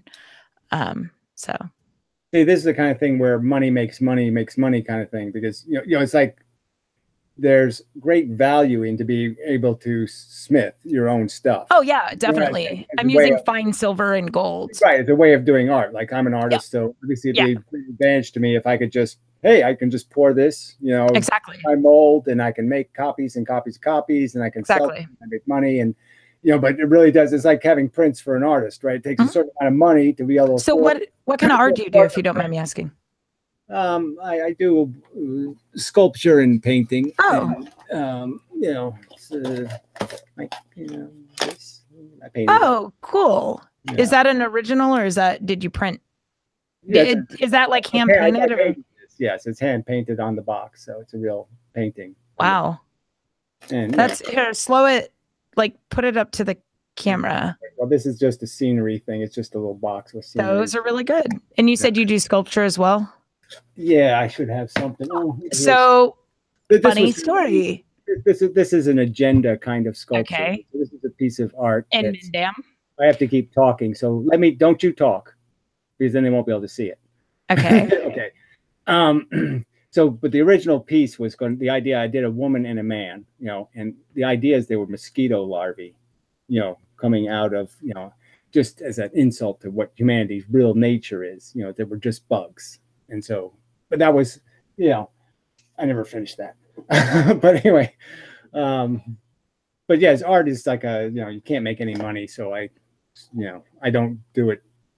I haven't painted anything in like 2 years because I just, there's no point in it.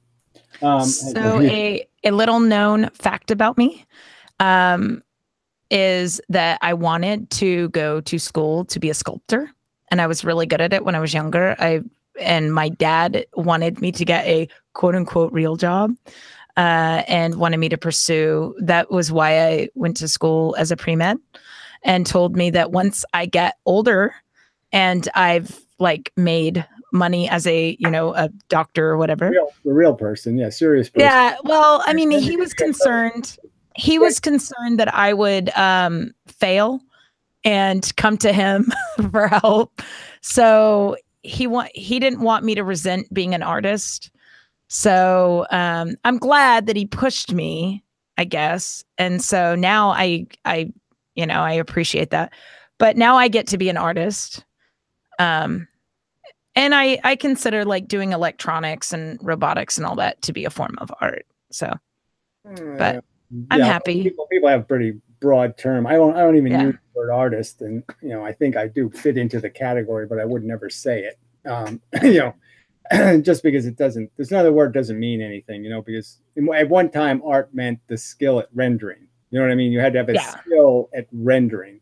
And now art is all about impression. So as long as you can make an impression, you can, whether you're just like Xeroxing your ass cheeks, anything can be art now, because, it's just about a feeling or a look or, what's commercially sellable, but really doesn't have anything to do with anything real skill, any understanding of color or any understanding of, the whole three-dimensional world we live in, and how to, it has doesn't mean anything. It's not about being a technician anymore. And, but what is your favorite form, like medium? Like, do you prefer to like manipulate clay or? Well, I like working with clay, and I like, just because I was cheap, I worked with very small things. So because paint can get expensive. Some of the clay things I did were really good because, I was rendering very detailed scenes in clay as a relief. On very small objects. And I like doing it. But it was tedious, and it took a lot of time, and all that kind of impractical stuff. So why didn't you pursue art I mean, you said it doesn't make a lot of money. It can make a lot of money. Like, I live in Houston, and the art scene here can be very profitable. Like, I collect art. We have artists here that make a pretty decent living. Like, I'm sitting in a room. If you look at it overall, though, I mean, it's so lopsided. I mean, there's 4 artists making money and 4,000. Yeah, that's true. So, I mean, I'm just saying, I don't. But you're kooky enough. You can make a lot of money. Just start, dude. No. You got to go online and start selling your art. And then are you going to sell me? Are you going to sell me? No. And then you know what? Yes, I will. Fine. Fuck you. I'm going to sell my I'm going to start selling my metalsmithing. And I am going to sell my metalsmithing, and you're going to sell that little tiger box or whatever that little cub thing is that you have. And someone in your chat is going to buy it for $1,000 unless you have a bunch of broke ass people following you. All the people following me are dysfunctional and broken. So good. You're going to have what do they call a benefactor? Yes, they cannot possibly be, I don't want them to give me any money most of the time. You're going to get out of your rented trailer park with a broken rooftop. Somebody there just said they're going to buy it. Here, hold on. They say lots of stuff. It doesn't mean anything. Okay, I mean, I tried to sell. What conditioner do you? Hey, I'm the auctioneer. I'm your manager right now. Sorry, Travis. Yeah. How much money? Okay, hold on. This just turned into an auction. Once I sell my art for $5,000, Bugs Army. Okay. The first thing I'm going to say, if somebody's going to buy my art, the first thing I'm going to do is say, well, we'll first look at this guy's art. Okay, look at Mike. Okay. 908 guy. Okay, talk philosophy. He just said this is a dull conversation. He's banned. he's kicked out. Travis Hoond will buy your little box. That's phrasing for $150. Do we have 200? I'm Sotheby's now.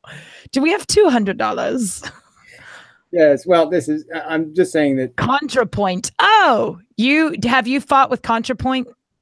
I don't like ContraPoint. ContraPoint's insane. Well, ContraPoint, but not in a good way. I mean, I'm just saying he just turned into a character. Isn't ContraPoint supposed to be a she? He's a cartoon character now, so it's okay. You can be cartoon characters. I'm all for people being Furbies. I'm all for people, whatever. I have actually had sex with a train in one of my dreams. Okay, so it's okay with me. Go ahead. I'm glad you said in one of your dreams. Okay, Gary, what's ephilism? Well, it's life spelled backwards. For a reason, it's anti-life. Life is a hugely ugly, disgusting parasite. You know what? This is stepped on. Okay, I'll buy Gary's book on ephilism for $100. Do you have a book on ephilism? Well, they keep forcing me Gary, you would be rich as shit right now if you would market yourself. There's some kind of argument that you have to make in a book, and so you have a philosophy. You would be. You know what? You should be rolling in that Stefan Molyneux dough. Yeah, right. I'll create my own domain. You've got the opposite of Stefan Molyneux hair. You're tall and lanky like he is. Oh my God. You've got, oh my God, we got to get you some marketing. Holy shit, dude. You like whatever marketing, some marketing. Evil pill time. I want a book on ephilism so bad. Come on, you guys. I'm gonna start a website. I don't even want any money from this. I don't want to take a cut. We got to get you out of this. What are you smoking? It's nicotine. You're vaping? We're gonna get you some top. We're gonna, Stefan Molyneux nutbag, but we're gonna get you some. I'm not even gonna take a cut. We're gonna get. Let me see. Only men are ephilism except make carpet. I'm not hip to this. You said earlier that I'm smart because I'm hip to all this like lingo. Because I know all these different. Didn't say you were smart because I just said I'm gapped by the lingo. Oh, okay. Well, okay. So I'm not smart. Yeah, I'm not being serious. I'm being semi-serious. You do deserve to be rich off of all this. MSUCI. No, I don't deserve to be rich. Oh, music, I think. Deserve to be rich. So let's understand. I don't want to be rich. I just want to be. I know you don't want to be rich. That's why you need to be rich. I didn't want to be rich. Like I wanted to be happy, and I wanted to be happy in an ethical way, and I wanted to be successful in certain, like he's the Bitcoin founder. Let me see. Okay. We are going to sell your art. Yeah, we'll all talk, but anyway, okay, fine. No, Yeah. Vaping cannabis. Are you vaping cannabis? No, I didn't give it up, but I mean, it's for kids. You don't smoke You know, cannabis? tricks are for kids. You know what I'm saying? It's just Uh, like saying, well, whatever. No, okay. I can't man, market music, guys. I can only market I can only market things that self-market themselves, and that's what you see right here at Perfection. I can only, like, I can't market things well, you like, can't even market yourself. So I mean, no, but you, Inmendham markets itself. Like, you sell yourself. That's why this is easy. Your art sells itself. You see, somebody offered you $150 for that little thing. yeah, it's only because you're watching. Okay, I'm just saying when it comes. Well, okay, how many hours did it take you to paint that? Oh, I don't know. I painted it 20 years ago. How many hours? It probably took me a couple of days, but I'm not saying okay, like 2 hours a day or 3 hours a day, whatever it was. So yeah. Okay, and 20 years ago, that was not a lot of time for. Okay, so we'll say it was 6 hours 20 years ago. Yeah. $150, dude. That's good money, and it sat there collecting dust. Well, it's only $20 an hour, right? So it's not that. Okay, good. It'll cost you $12 to ship it with signature and bubble wrap. So I don't sign anything. So you won't sign it? Then how can they prove that it was you? Well, it's obvious how you can prove it. It's probably got my fingerprint in it somewhere. One of my hairs is in there. I have DNA evidence that it's mine because there's probably a hair painted into it. So, no problem there. Brush. Okay. Your hair is amazing. Again, I've asked you like 4 times now. What kind of conditioner do you use? Oh, I'm sorry. It's froze or something. Egg whites. Okay. Yeah. Well, somebody asked if you can elaborate. Right now, my hair is terrible. I don't know. It's all part of one of my syndromes. Okay, that my hair is not growing long anymore. It's breaking. It's all fucked up. So asking me what kind of conditioner I use would be a stupid question. Okay. You were born in 1959. So how old are you? 59. 58. Oh God, that's such a terrible number. Somebody asked you to elaborate on train sex. Do you want to? Well, what does that mean? Like doggy style? Elaborate. I'm just saying that all your dreams are always this sensual thing, and you can have anything. I've never had a sex dream. I don't know why.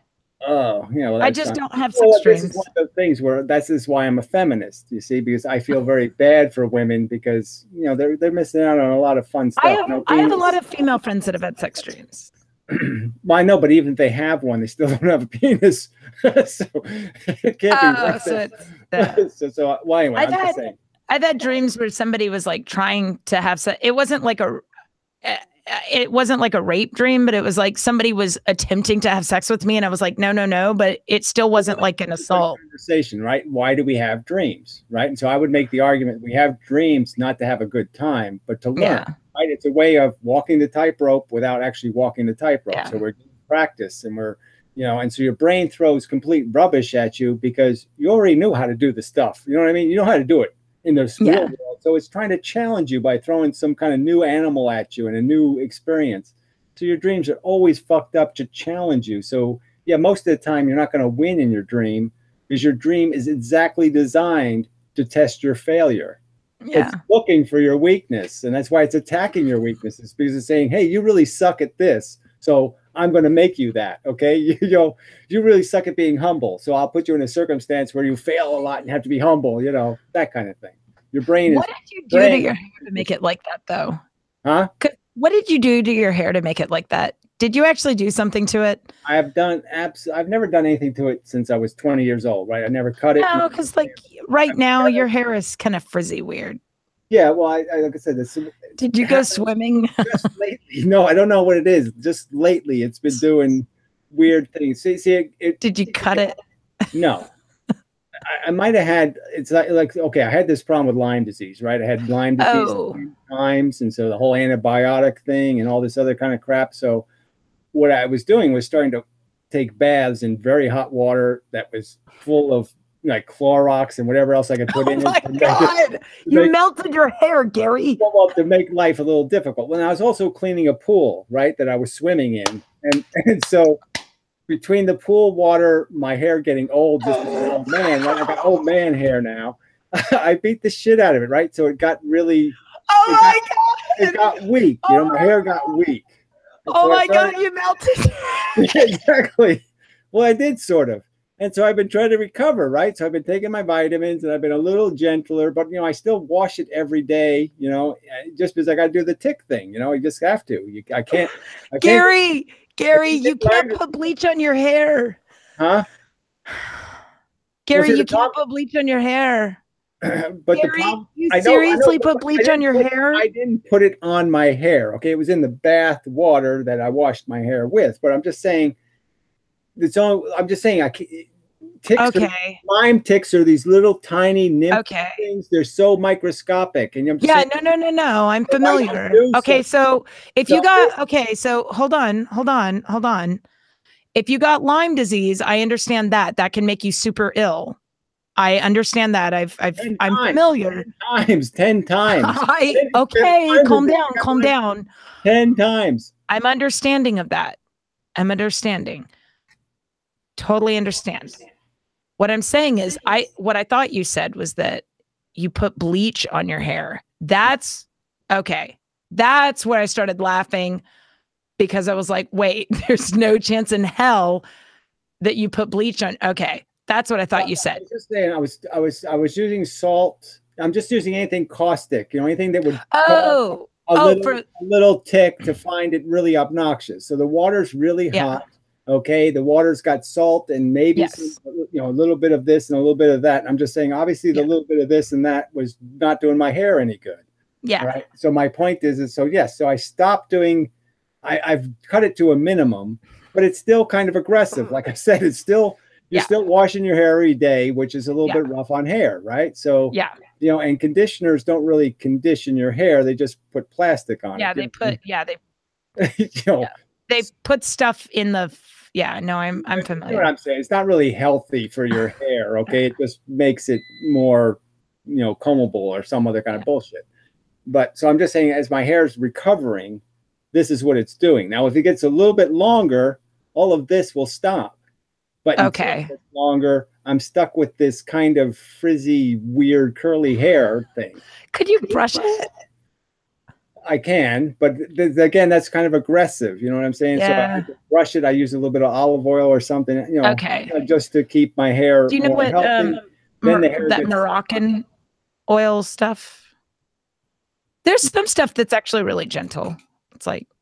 Well, I'm saying I do all these things. I'm just saying today wasn't oil my hair day. And I was also busy and it was snowing outside. And there was lots of reasons why I didn't say, oh, I got to comb my hair for the video tonight.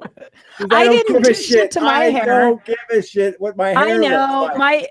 I know, mine too. I took a bath earlier today and haven't done shit with my hair. I've been argan oil. Yeah, that's what I was. I haven't done shit with my hair either, but I was just gonna say your hair is like. Yeah, well, wait till you're 50. Wait till you're 58, and then you can tell me about how you know your hair's better than my hair. Or something. I'm not saying my hair is better than your hair. My hair's crazy. I'm arguing to your commenters essentially. Look, all these people who are worried about my hair. The fact that I'm 58 and I still have it should be enough. I should be done right there. I agree. That's. You know, screw you people. You know. But anyway, but no, but look, even my preferred hairstyle was already a mess, right? Let's not pretend that even if I had my hair 3 years ago, they wouldn't still be complaining because they'd say, well, cut your hair. So what's the difference? How can we get women to embrace ephilism? Well, women already do in a pretty big number. So I think there's lots of women who recognize that life runs out of purpose and, oh, yeah, if you're not having kids or you're not doing this, you're not doing that. What is this? This is just a grind. You just grind through. You know, you're just waiting for the day to die. You do look younger than you did 10 years ago. And I'm not just saying that to be nice. I think you're not as angry as you used to be. And I don't know if it's because I'm one-on-one with you right now. And I'm not just trying to put you on. I noticed that when I started watching some of your videos. I think like when I used to hang out with you 10 years ago, it was because you were always mad at other people. So you yelled a lot. And like just watching your videos more recently, I just noticed you're not yelling all the time. I have a little more patience, just because I'm not doing 10 hours in Stickam. So that's okay. I'm not like all these imbeciles. I'm not letting them get to me as much as they used to get to me. So I guess part of it. And part of it is I have been doing this physics thing where I have a channel called Draft Science where I'm basically called what? Draft Science. Okay. Or it's a YouTube channel. Okay. So I've almost made 1,000 videos on that channel, which is insane. Whoa. How many videos a day do you do? Well, I used to do a lot. I mean, in the sense I used to do at least one a day, and they were a half hour or an hour video. But I'm not doing nearly as many as I used to do. I'm tend to do the physics videos because that's. Are you vegan? Yeah. Okay. Well, I don't like the word, but I am in fact mostly vegan. But like I said, if somebody gives me a 10-year-old can of tuna fish, I'll eat it. Okay. All right. But I'm vegan. Okay. Trust me. Okay. I just won't waste food. Like I said, if somebody showed up with a dead whale and said, "Hey, it's just going to throw it in the garbage," well, I'll say, "Okay, I'll eat the blubber or whatever." Yeah. It's dead. What's the point? What's the point of throwing it in the garbage? Yeah. But that's the only. Do you know who Sticks X and Hammer is? I've heard the name, but it's some MGTOW thing or something, right? No, it's a guy. Nazi? No, not at all. No, you might like him. He's pretty calm. Yeah, I don't think I like him. I associate him with maybe it's economics. No. I think he's a righty. He's a Trumpist. I'm not sure. I haven't seen very many of his videos. He may have voted for Trump. I don't know. Yeah. Somebody said Sticks is like a boxer who you can't corner. He's a libertarian. Okay. There you go. I'm not sure. You don't like libertarians? I describe myself. Somebody said, Annika, how can I get laid on Tinder without having to go on a date? Can I just ask? What's funny is I didn't even know what Tinder was until recently because I didn't even know what it was. So, can I just ask, do you want to have sex? Somebody had to explain to me what it was recently. I think it's an iPhone app where you just hook up. I think that's somebody just had to explain it to me. That it's literally just a straight up hookup site or hookup app where you like swipe people and tell them you want to fuck them. and then if they yeah, exactly. How can that, realistically, I just mean, every guy wants that. And the girls who are doing that because they're selling something, no doubt. I mean, they're obviously selling cookies with the sex or something, $500 cookies. Yeah. So it's the hook up. Yeah. Something like that. So.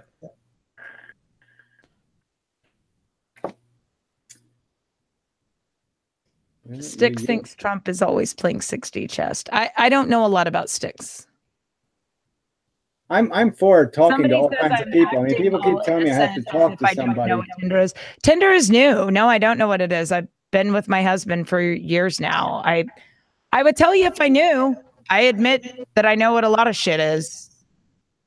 I know an absolute fuck ton about a lot of that crazy shit. I just don't know what Tinder is. Think Tinder is newer. I think it's only been out for a few years. Unless you look like Brad Pitt, do not get on Tinder, men. Trump plays chess, with made-up rules like Bobby Fischer. Well, that's not a quote. Oh, somebody said that's online prostitution. I don't know. Well, doesn't it have to be? There's no perfect mating service for men. I mean, there just isn't. I mean, you're not going to get. Someone asked why I'm going off topic. I'm reading comments. I don't know how that's. Yeah, someone says Tinder is just a way of people to hook up who are in certain areas. It's a GPS tech dating app. So. Well, I kind of agree with the guy. you're off topic because you're on the comments. The comments are all retarded. You're now on a retarded subject. I know. Okay. Wasting time talking about some sort of. Okay. So, what would be another? I'm getting super tired. Do you want to see my aquarium super quick? Yeah. Okay. I don't want to keep you any. You're already taking enough. We can do this another time again. And I can show it to you really quickly. Yeah, I'm not tired. Go ahead. It can be as quick as you want. Yes. Hold on. I'm switching over to the built-in microphone because I'm not going to be able to. Yes. Got that. Very good. Yeah. See, she's good at this. Right? She makes robots and stuff. Yeah. Yeah, because. Okay. Now pick up the laptop, right? Or the iPhone. Yeah, I have it on my laptop. So we can go in. There is the door for my workshop. And then here. I have a caution sign on my front door too. It says warning asbestos. So, and then I don't know if you can see. Yes, I see fish. There's two little, those are Ocellaris clown. And that right back there is a pink skunk clown. And all back there is usually bright green, but it's not right now. And it's usually more awake during the day. But yeah, and then right here is a brain coral. And that's all live rock. Then I have right there, I'm trying to see where I'm pointing. Right there is a bounce mushroom, or is that a bounce? And then there's an anemone right. Let me see where I'm pointing. An anemone right there. I don't know if you see that. Yeah, how much of that stuff will stay small, and how much of it has a tendency to grow big? I mean, the clownfish don't stay that small, right? Yeah, no, they'll get decent sized. Everything in this, like everything, all the little things will get really big over time. Like they'll get like coral reef, like they'll get really big. Now, like this right here this is the only thing that'll stay relatively small. That's a flame scallop. That won't get more than a few inches. But like this right here, this thing is a Montipora. That thing will shelf out and get enormous. Like you could swim through it. Now I will have you can cut things. Like you'll be each, like this little thing right here, or wait, right here, that thing will be like the size of like the bushes. So it'll I'll be able to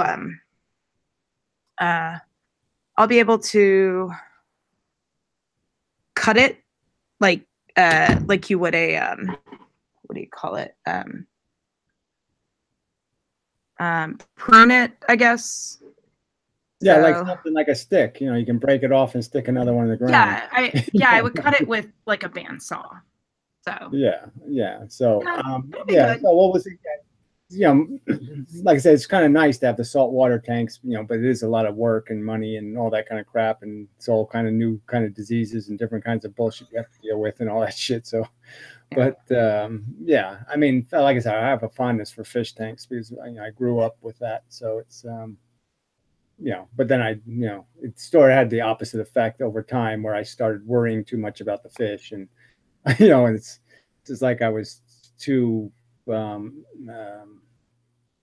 you know, not empathetic. You know, the fish would fight or something else would happen, so I put them in different tanks and go through all. You know, I was trying to solve their problems, and you can't solve their problems. You know, and they get sick and they die, and it was getting too real for me. You know, being a participant in this pageant that I knew in my head there was something wrong with. So that was sort of the beginning of my anti-natalism in a way, was just the fact that every time I had a real affection for nature, but I had this terrible thought that was rolling through my head that, no, this is all really wrong. This is molestation. You know, I was watching bad porn. You know, this was like you shouldn't be enjoying this because all this made out of blood and it's all made out of pain and suffering, and you shouldn't be enjoying it.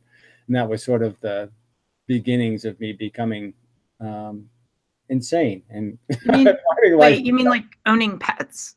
Yeah, it just was. I'm just saying that was the first time that I went through that experience of, like I said, when I first started having fish, I wasn't thinking about it.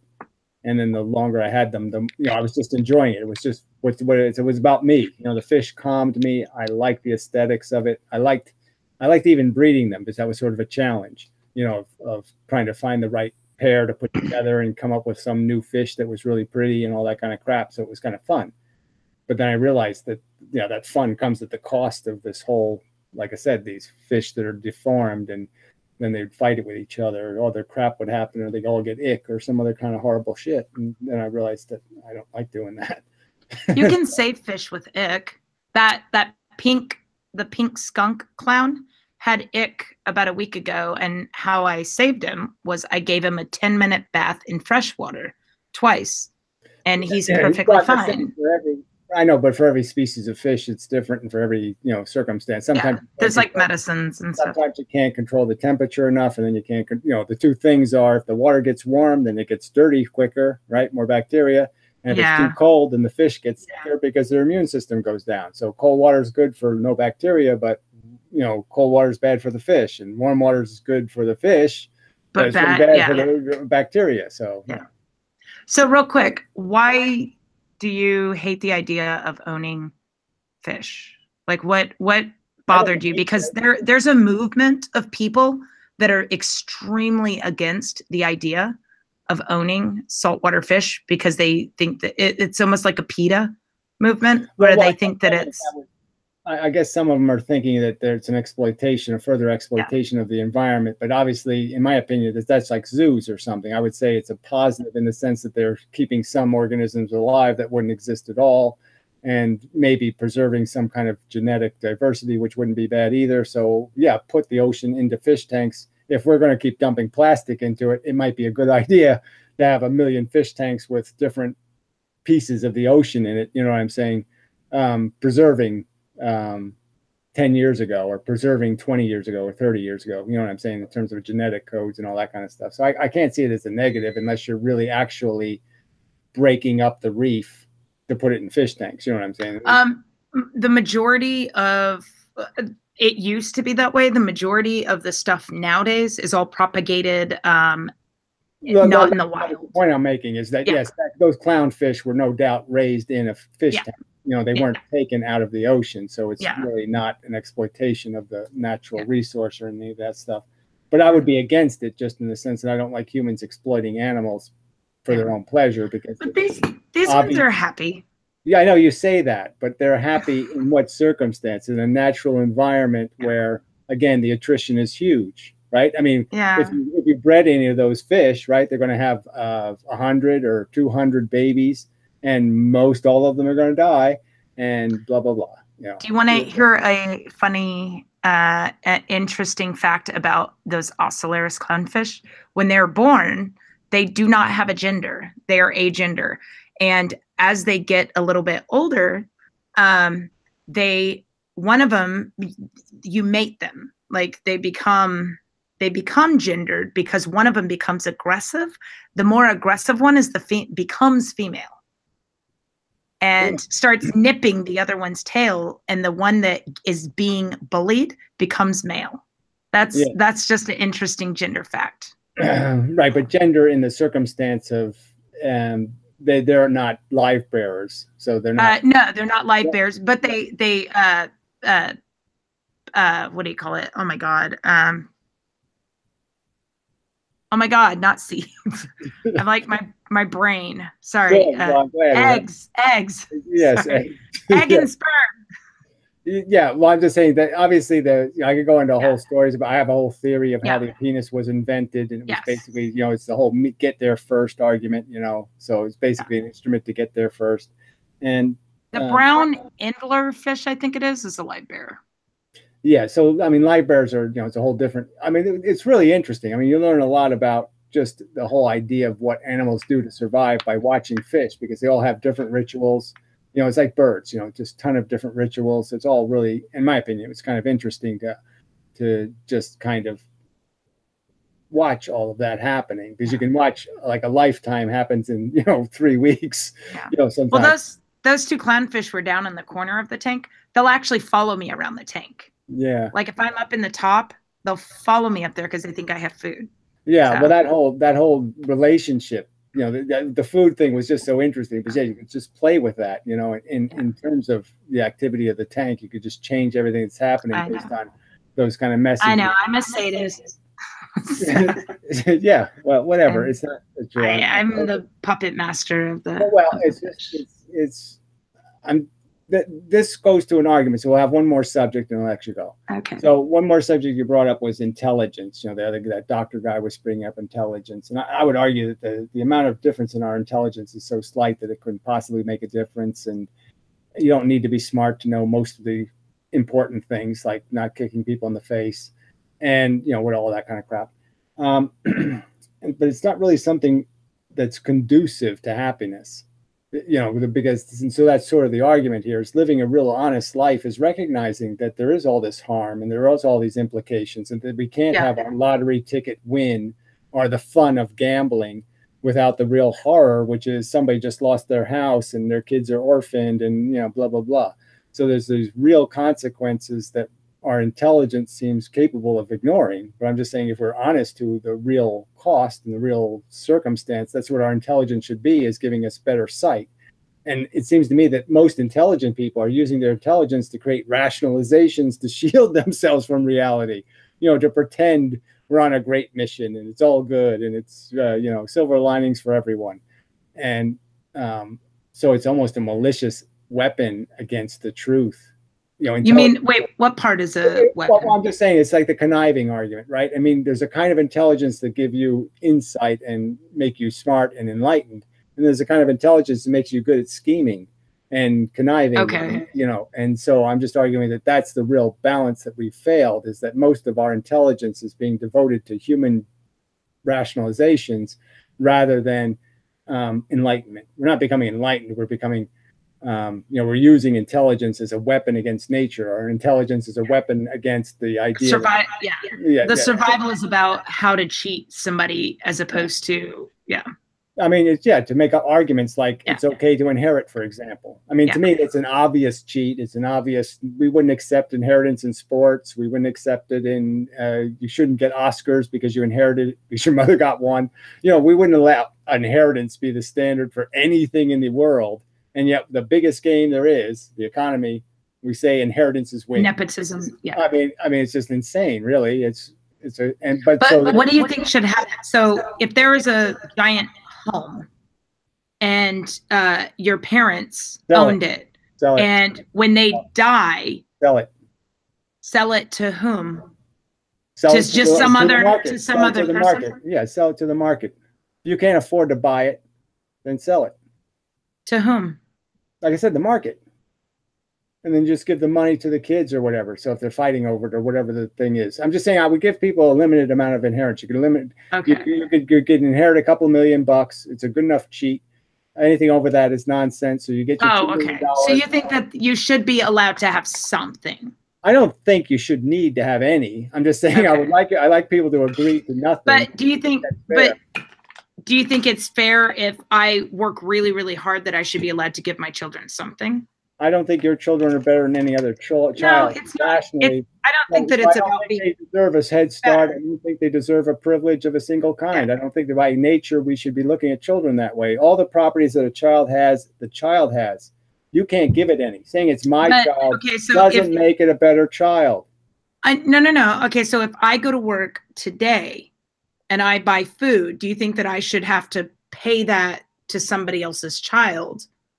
Or do you think I can bring that food home and feed it to my own child? I'm just saying that if you're going to take the idea that this is a game of survival and it's a game of where we're competing against each other for this idea of privilege, if it's only going to be, we're only going to give privilege to a certain number of people, I'm saying I want to give it to them based on what they've earned, they earned. Okay, not what their parents earned, what they earned. Well, under that, then I'm never working again, because I'm going to let all these other retards go out there and work, and I'm just going to sit back and let them bring, well, I don't think bring food to me. Of people go to work to provide. Then I'm never working. I don't think Donald Trump wants money so he can give it to his kids. I don't think anybody does it for those reasons. So I think that's a rationalization. I don't think anybody strives for success or for their own privilege because they're saying, I want to leave my kids a legacy. The reason I go to work and I bring food home for my children is because I know that if I don't, they're going to starve. If you tell me that, oh, well, they're not going to starve at all, like they're going to get fed either way. I'm just saying your kids aren't going to starve. That's the first argument I would make. So that's a false start, false premise. What you're talking about is your kids I've already conceded that money is necessary to the maturation of a child. And we've created a world where those are real advantages. Okay. Having a piano in your house is a real advantage. I can prove statistically, that statistically it'll give kids more options in their life. Okay, so these are real facts, and I'm just saying, if I'm going to decide where the piano goes, I'm just saying I shouldn't be deciding based on the fact that it's my kid. Okay, that's bullshit. The kid should earn it, not the parent. Real quick, if you just said that if I don't go to work and earn money and bring food home for my child, it's not going to starve. Yeah, well, where would the food? There's a safety net. Your kid's not going to starve. So I'm just saying, in America, that's not going to happen. In America, okay, but that's because you're talking about in America, where you're assuming that if I were to apply for social services, I get food. I'll make it even further. Even if we didn't have a social service, you're saying with social charity services alone. I'm saying all you have to do is make a video and talk about how your kids are starving, and there'll be lots of people who want. But that's assuming that I take advantage of the social services. Well, no, I'm saying even without social services, even if we had absolutely none, you could still make a YouTube video and say, look, my kid is starving, and there'll be plenty of people. But that's if I accept those services. I'm just saying that, no, you'll be accepting donations from people who will say, I don't want your kids to starve. Well, I'm just saying, you're using it as okay, whatever. You want to argue this to death, fine. No. I'm saying there's no real threat that your kids are going to starve. That's not a real threat. Okay, but Gary, if everybody else decided, I'm just saying, if everybody else decided that they didn't want to, if everybody else decided that they didn't want to work also, there needs to be a certain number of people that are actually doing the work, producing. And you're saying that the incentives for going to work are to provide for children. I'm saying that's not just children, just for the people. That's not why people go to work. So it has nothing to do with the acquisition of people's status in the economy. They're not doing it for their kids. They're doing it for their own comforts, to live in their own privilege. So let's not pretend that their incentive needs to exist for you to be able to, that if we don't give you children, then you will become dysfunctional in the world and you'll be lazy. I don't think that's true. I don't think it's true in the first place. And in the second place, whatever true it is, that's the same problem with poverty and all the rest of this stuff. I'm just saying that it doesn't change the logical argument that what we're trying to do is find the efficient distribution of the resource. And I'm saying the efficient distribution of the resources is that there could be kids that have better potential to maximize than your kids. They're not special for any reason. And I'm just saying that as a pragmatic, logical equation, if we're going to invest in children, we shouldn't be investing in them based on the fact that they look like me or they're made of my genetics. That's not rational. Okay, but you also think that people shouldn't be having kids in the first place. Exactly. I think it's an understood, simple argument that there's no way you can raise a healthy, civilized human on no budget. Okay, it doesn't happen. You can't do it on the cheap. You have to, in a sense, you should be, I'd almost say it takes $1 million to raise a child. Screw a village. No, it takes $1 million to raise a child. I don't believe that it takes that much. I think that people can be extremely inexpensive. My in-laws live out in the middle of nowhere and they raised 2 kids on almost no budget. They homeschooled. They lived like out in the country with cows, and they They didn't spend $1 I know, million. but when I say it takes $1 million, I'm talking about all the resources that they took advantage of. All those resources took a lot of capital. They weren't on welfare either. Professors and colleges and organizing data and all this stuff that makes us a human being and all that. It takes a lot of infrastructure that isn't just putting food in their mouth.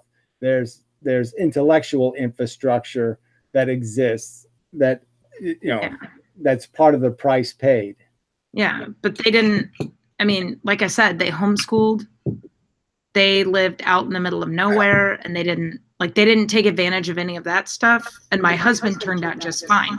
Now later, he moved to a big city and got a master's degree and ended up becoming a city slicker and all that. But yeah, I know those are anecdotal evidence. But I'm just saying, I'm not going to argue anecdotes. I'm just saying, generally speaking, I'm just saying that I believe there's a social cost to having kids, so that it does take money. To do it on the cheap, in my opinion, is silly. So, I don't see any reason to do it on the cheap by any other reason than you don't have a choice. If you have the choice to give them lots of choices and lots of opportunities by saying, yes, having the piano or having a violin and having this and having that, I'm saying you're better off spending the money than not spending the money in all circumstances. Yeah. I mean, I wouldn't have a kid without a computer today, right? I wouldn't think you could possibly, it can't be anything but a child molestation to deny a kid a computer, right? I mean, that's abuse. Yeah, there are people that wouldn't agree with you. I mean, 2/3 of the planet don't have computers. And more than assholes, and they're complete assholes, right? They're eating their own poo. I mean, they're total assholes. Living on that's racist. No, it isn't. Like actually more than 2/3 of the planet. Well, I'm just saying that most of there's nothing racist about finding a culture obnoxious. You're not a cultural relativist. No, you're racist. That's right. I'm not a cultural relativist. But I'm not a racist. Neither am I, but but it's fun to play with. I called you a racist first. So you're the racist. I don't call people racist. I know, I'm kidding. I'm fucking with you. I just don't waste my time. I know, I'm fucking with you. I'm a racist too. yeah, right. We'll write a song about it. But anyway, I know you're tired and you can go and all that shit. So it was really good, and we'll definitely have to do it more often. Yeah. No, I think it's fun. At least periodically, or or whatever. It did. Somebody mentioned it got heated for a second there. When we were talking about inheritance and money. Really heated. It was just there was a point where you were just being silly. So real quick, you were hitting that vape pen or whatever that thing is quite a few times for a second there. I've been smoking. I smoked cigarets forever, and then they made. Okay, but what was with the vape? I can't afford real cigarettes. So No. What's with the vape thing? Like what? I don't understand how the vape thing works. It just heats. You can put liquid nicotine into it, so you can still buy liquid nicotine without paying taxes. So you put liquid nicotine in, and it's just a little coil, like in a light bulb. It gets hot. So and they've made them pretty durable. So they just get hot. There's a little wad of cotton in there, and so it just wicks the nicotine fluid. Can you light it? It up. No, you don't gotta light anything. It's a battery. You're just steaming it. Yeah. So it's just electricity. Oh, it's vapor. So I have a 4-volt little wire, and it's get my nicotine fix. I mean, I'm just such I love cigarettes. Okay, I know. I can't even tell anybody how much I love cigarettes. I just loved fucking cigarettes. Switch to coffee or something. I did that for a while, and that just ruined my teeth and brain. So fuck that. And vaping doesn't hurt your teeth? No. No, I don't think so. I don't see how it can. I really drink obnoxious. Jet fuel. Yeah. No, I still put caffeine in whatever I can, sneak it into, but I did get off coffee. So you won't eat meat, but you'll vape all day. Well, I think you're a health nut. Nicotine is a really interesting chemical. So as a scientific kind of person, you should understand that nicotine has weird properties, and it's not a psychedelic. It's not a lot of things, but you know what I'm saying? It's a really interesting chemical because it really fucks your brain. as a stimulant. And I'm just saying that, once you're addicted to it, yeah, it's really hard. If you're really, your body's really, it doesn't work without it, kind of thing. But yeah, I just having such a hard time quitting. I'd like to just be done with it, but it's just, I haven't been able to be done with it. I mean, I can, I go 4 hours without nicotine. I'm like, I have to die. I got to have some nicotine.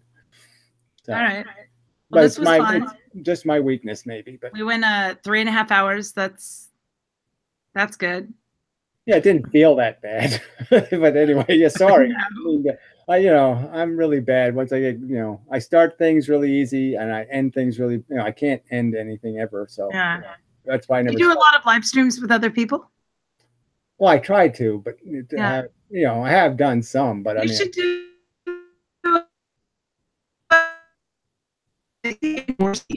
Well, you lagged out a little.